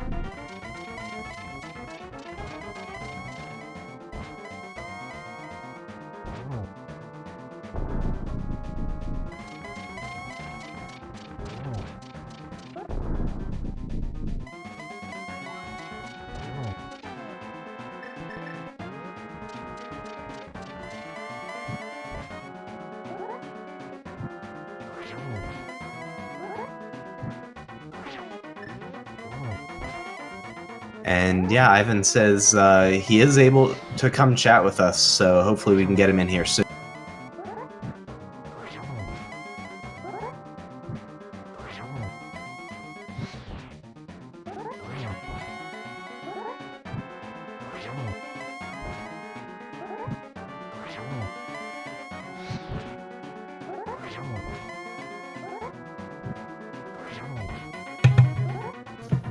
Oh, and welcome to Ivan. GG, Ivan. Congratulations on the win. Thanks, man. Dude, I know from earlier today you were not feeling very confident about this matchup, so how does it feel? Oh, fantastic. I was terrified going through everything after Desert. I was like shaking going through everything. It was awful. And endgame execution and nerves in races against really good players is just you so only get so much practice man. for it. It's so hard, dude. God, that was probably the worst seed I've ever played too. Oh yeah. Oh my god. And I think the only reason that I even decided to go up Red Tower is because we were talking about it earlier when Andy and I were doing commentary that like, oh yeah, like in Laxer, it's like, oh yeah, their progression could actually be in Red Tower because they do have access to it. And I think someone said like, oh, you need ice for actual progression there, actual logic progression there. And I got ice and I was like, oh no, there's no way, right? Yeah, you were the first one there, and then it was that. And then the Moon Pearl at Agena, and the fact that like the screw attack that was there led to Cape for Agate. Yeah.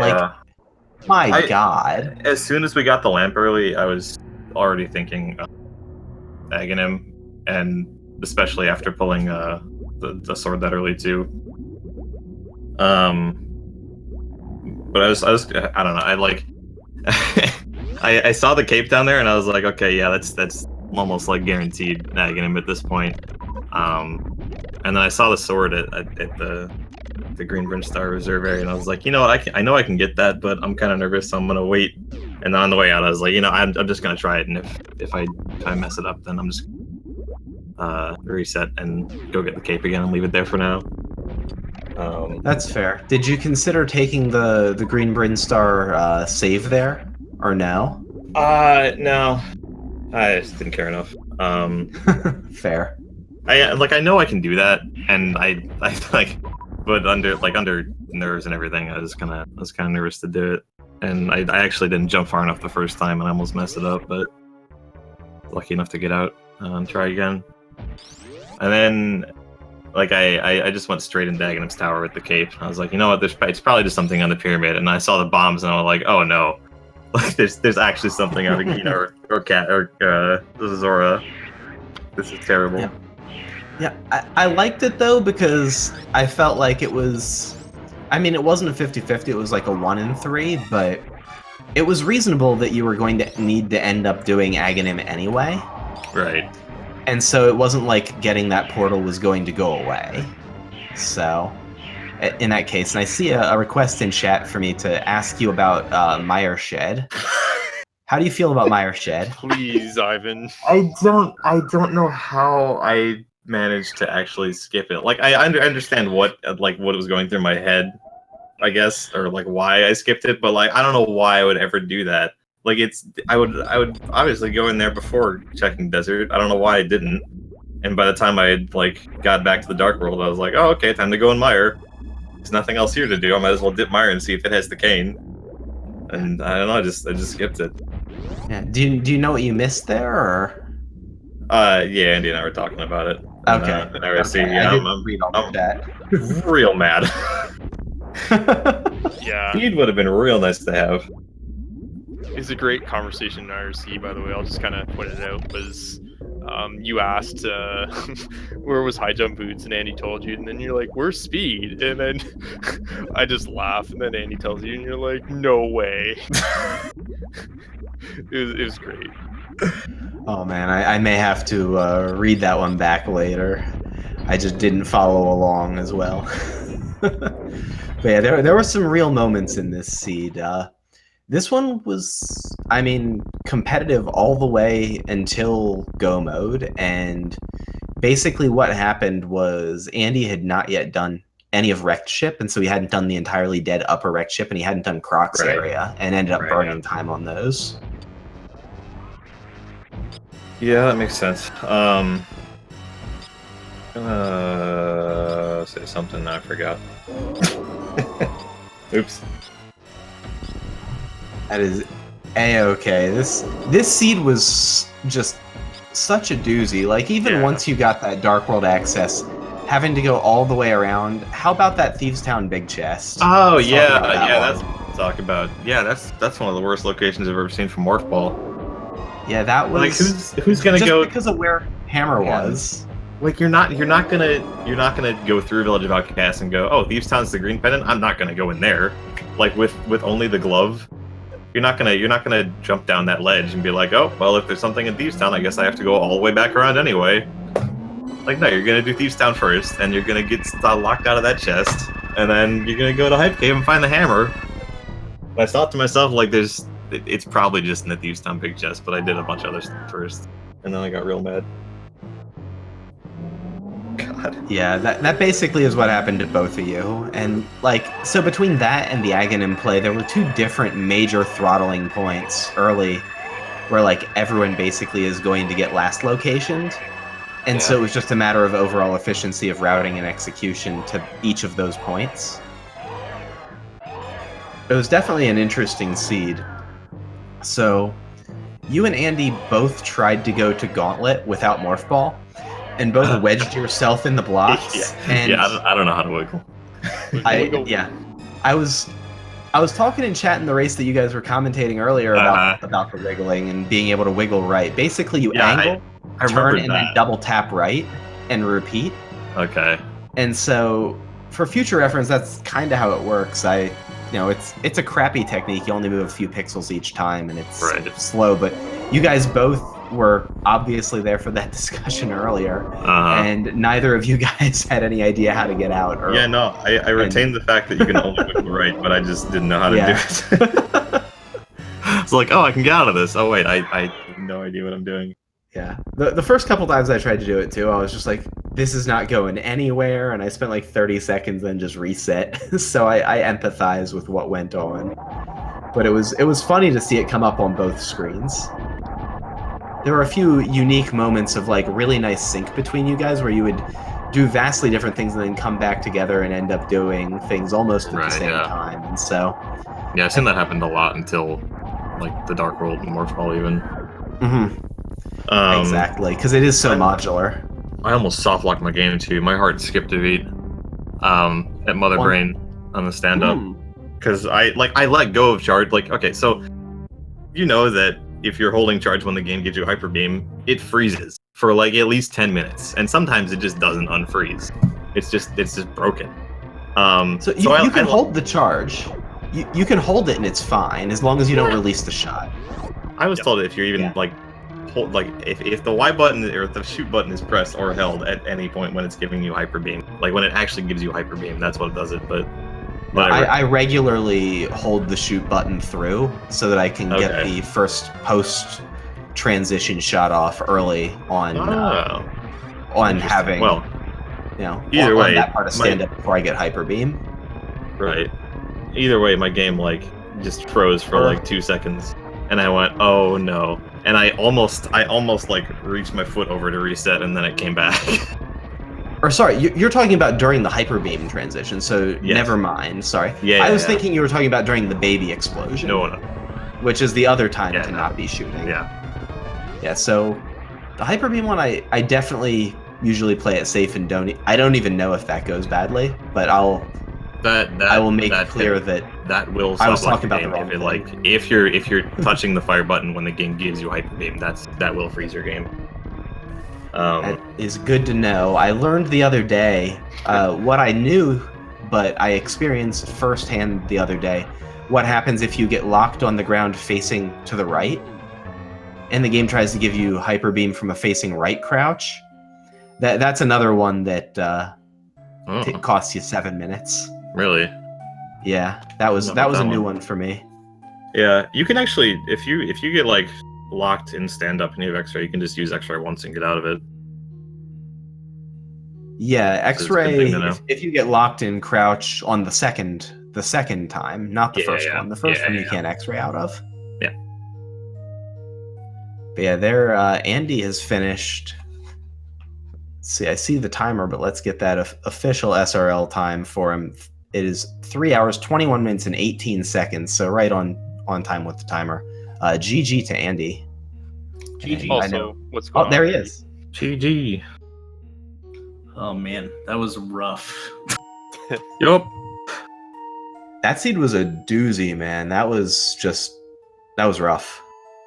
It was just last location after last location after last location for me at the start. It was really bad.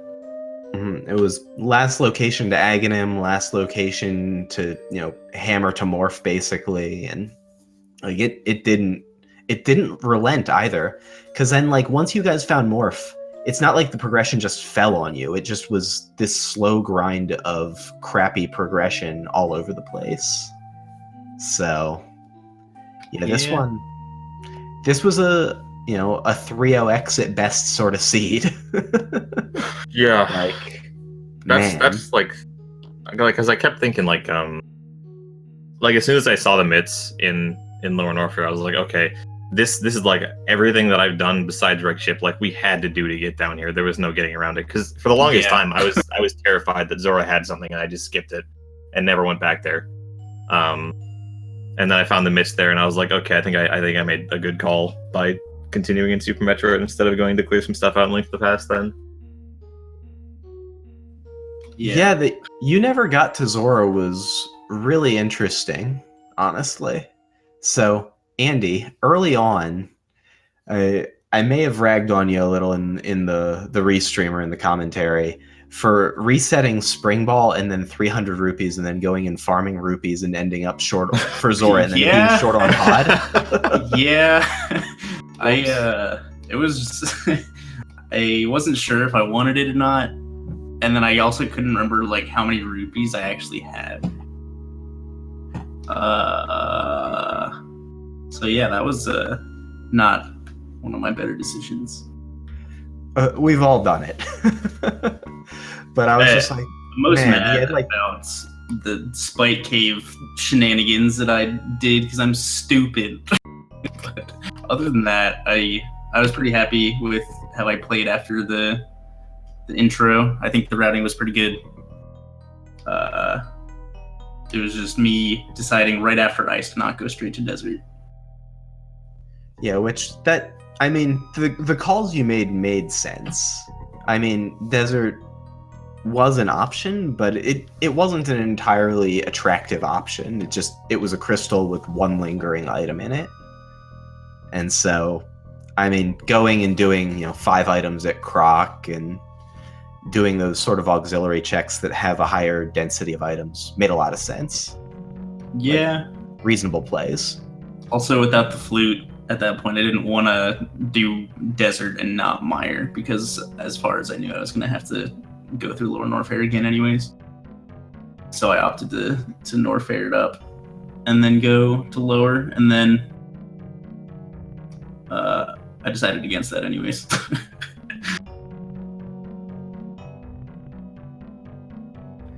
Yeah, that was... I mean, all the routing made sense every step of the way. You were first into Ice Palace, which I think you were in Ice Palace about 2 minutes before Ivan, probably.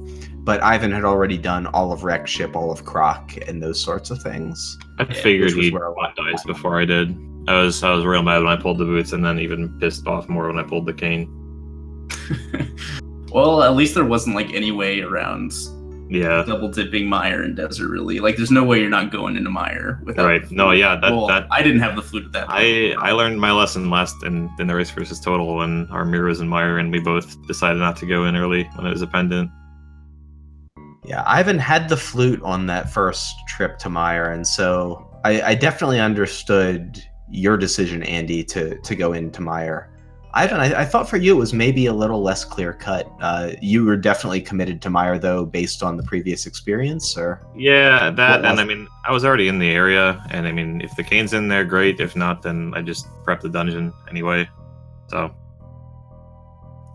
I mean, makes sense. It's reasonable. Like, it was a bunch of reasonable calls from both of you guys, honestly, throughout the whole race, which, not unexpected. Yeah, I knew this was going to be a tough matchup as much as we've been trash talking each other for the last week. And, sometimes that's how it goes. Yeah, this was, of those week 2 matchups, like when you look at the calendar at the start of the week, this was definitely one of the ones that just jumped right off the page as like, oh man, that's going to be a really sweet match to see, and it definitely lived up to the billing. So, Ivan, Huh? would you have rather had this seed or the seed we commentated earlier? This one. I didn't have to do Swamp. Yeah, okay. Seed we commentated earlier had Hammer in Swamp for progression for a lot of stuff. Yeah. Yeah, what a nuts call that was earlier. I forget who was in the race, but that one of the players just went like right for first chest Swamp and just spiked the hammer. It was that was a decisive play in that race, and so that was another good one. The seed was still really fun. I enjoyed it. It was different than any other seed I've done so far. That's one of the things that I find with this crossover randomizer is I find that the number of unique textures of seeds is just so much more diverse than especially than Super Metroid, but even more diverse than A Link to the Past, just by virtue of the different ways progression can fall. And that's one of the things that I really enjoy about the crossover randomizer. I don't know if you guys feel the same way about it. Yeah, Yeah, for sure. Yeah. Plus, it makes me kind of better at Super Metroid. Yeah, congrats on sub 50. I know you got that in the last week or so. That's big. Yeah. Yeah, this honestly, this is like the seed that I needed, to where I just like doing everything in Super Metroid paid off basically. This is the kind of seed I wanted to pull. So I mean, worked out. You played well in both games, and honestly, you got out to a little bit of an early lead when it was mostly mono Link to the Past, just because of the way that the routing panned out, and you were kind of the first to the Aghanim play by a few minutes, and so it was kind of defending the early lead. So as much as you may have felt like you kind of clawed it back in Super Metroid, it was competitive the whole way. But don't sell yourself short, man. You played very well in both the games. yeah, I feel like I played pretty okay, but I don't know. I got real mad when I died to Moth and didn't realize I had the fairy. Because I just wasn't paying attention to my health, and I have a gold sword, so what do I care about Moth? And then, oops. Oh yeah, that. You'd like just gotten that fairy from Ether Tablet, I think. Yeah, I think so. Yeah. Whereas Andy got jebaited by a death warp in the back of Skull. I think it was in the vanilla big key room.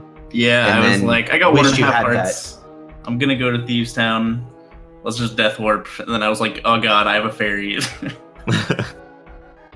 Yeah, and then would have been real nice to have for Spike Cave, but I had to blow my fairy early on. Because I went to Skullwoods first. When I got like around at the top of Dark World there, and I did I was doing the big key area. I had like 1 heart going through the door after pulling the statue. And I was like, well, if the Gib does in the way, I'm just screwed. Because I'm just holding up. I just walked right into it. Like, at least I have a fairy, so that's cool. God. Yeah, I really thought about not going into Thieves Town the first trip too, and then I was like, I can death warp quick enough if I don't like the item layout. And then 2 items and no small key in the front felt so good, and then it felt so bad. Yep. Did you do pod before going back to Morph? You must have. If I went into pod and got key locked. okay, I went and bought a potion first, and then did like all of pod. I thought about buying a potion and then going back, but I was like, there's no point. Yeah. And then I got the bow from like Kraid or something. Yeah. At that point, I was like, well, there's something on Helmasaur, but do I really care enough to go check the one thing? Yeah. So once I got bow, I did Kraid and went back to Link to the Past, and I finished Skullwoods. I finished pod. And then I went to Meridia. It was terrified because like almost 2 hours in, and I'm pretty sure I only had Hera done. Yeah, it was pretty I was crazy. like, oh god, this can't be good. I was like, man, hour and 45 minutes, and I've only beaten Green Pen in Thieves Town. This is really good. yeah, this one was just such a slow seed at the start, really. But I mean, you guys both ended up getting really decent times on it, honestly. Like 310, 320 for a seed that had as slow of progression and just no great mobility items and trekking all over the place. Like, just this was a seed that could have taken much longer. Yeah, I'm not sure why I kept Wave Beam. Because I went to Plasma thinking like, oh well, if there's nothing here, then I'm just gonna reset and go straight back to Link to the Past, and then save warp to Death Mountain and go to Norfair from there after. And then I saw Wave Beam and I was like, oh, I'll take Wave Beam for some reason. I was like, oh, now Kakamari is actually in logic. I'll go to Norfair this way and do that. When I could have just reset and just did the gate glitch anyway, knowing it's in logic. I would have lost my Dragon kill if I did that. So, Yeah, I saved after Dragon above. Okay. Just in case. I also tried the snail clip twice, and then just said, "Screw it, Oh yeah. I'm out Yeah. of here." I thought about it, and I saw the blue rupee, and I was like, yeah, there's probably nothing. And you didn't Yeah. even find speed. I'm so mad, dude. I can't because I did checkerboard cave, and then I walked over and went down, and I was like, oh, I still don't know what's on desert ledge, so I walked into that little like nook and mirrored, and went down and saw it was a red rupee, came back up and went straight into desert, and then saw his boot locked, got the 50 rupees, and then mirrored out, went back, and I was like, oh, time to go to Meyer. I stole the key in the back of desert. I thought about doing that. What was back? Or I guess I knew it was back there. It was Yeah, the big compass key. and the big key. compass and then map in the big chest. Yeah, So it was worthless, basically. yeah. I thought about doing that. Because if that had been like the cane or ice rod, then like, oh, I guess those are boot locked. I don't know. But yeah, so Ivan, you're moving on to 2-0 in the tournament and joining a pretty competitive bucket. And Andy, you're coming to join me in the nightmarish 1-1 bracket. So how do you feel about the 2-0 opponents, Ivan? I don't know a lot of people who are 2-0. So I don't know. I was gonna say right now it's so Superman Taylor, Aussie, Raikou Rider, Lachlan, Elminster, Iris, Isotius, Bentizi, Solski, Karakarn, and Strizer, plus you. Yeah, there are several people I would not like to pull there. Yeah, I had the dubious honor of pairing against Elminster this week, and Yeah. another one of those crap. This is my round 2 pairing matchups. It's gonna be another rough one. Yeah, I was hoping to dodge a little longer, but now I get to join the 1-1 bracket with now Andy and Zost and Hitaka and Woo! what a mess! What a mess it is here in 1-1. So hopefully we can dodge.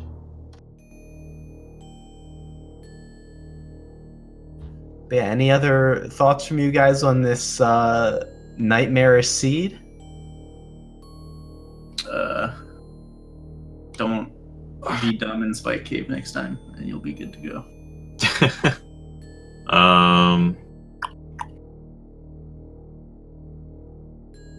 I don't know. Oh, I'm supposed to. I told him I would. I'm supposed to give a shout out to a real cutie because he believed in me. He always believed in me. So thanks, Cordy. My boy, Cordy. Yeah, I got the privilege of racing with Cordy, not against Cordy. He was facing Balthazar earlier in the Super Metroid Randomizer League earlier today, right before this race. And so, shout outs to a real cutie. Definitely check out his races in the Super Metroid Randomizer League.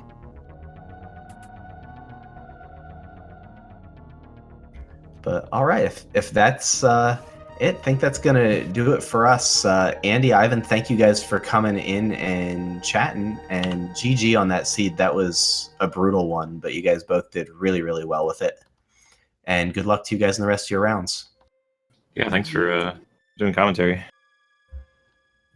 All right. Jeez. Yeah, and thank you to Solski for co-commentating. Kept it lively in here. I try. But yeah, tomorrow we have a few more races coming up to wrap up week 2 of the Swiss rounds here for the Super Metroid Link to the Past Crossover Randomizer Tournament Winter Tournament 2018.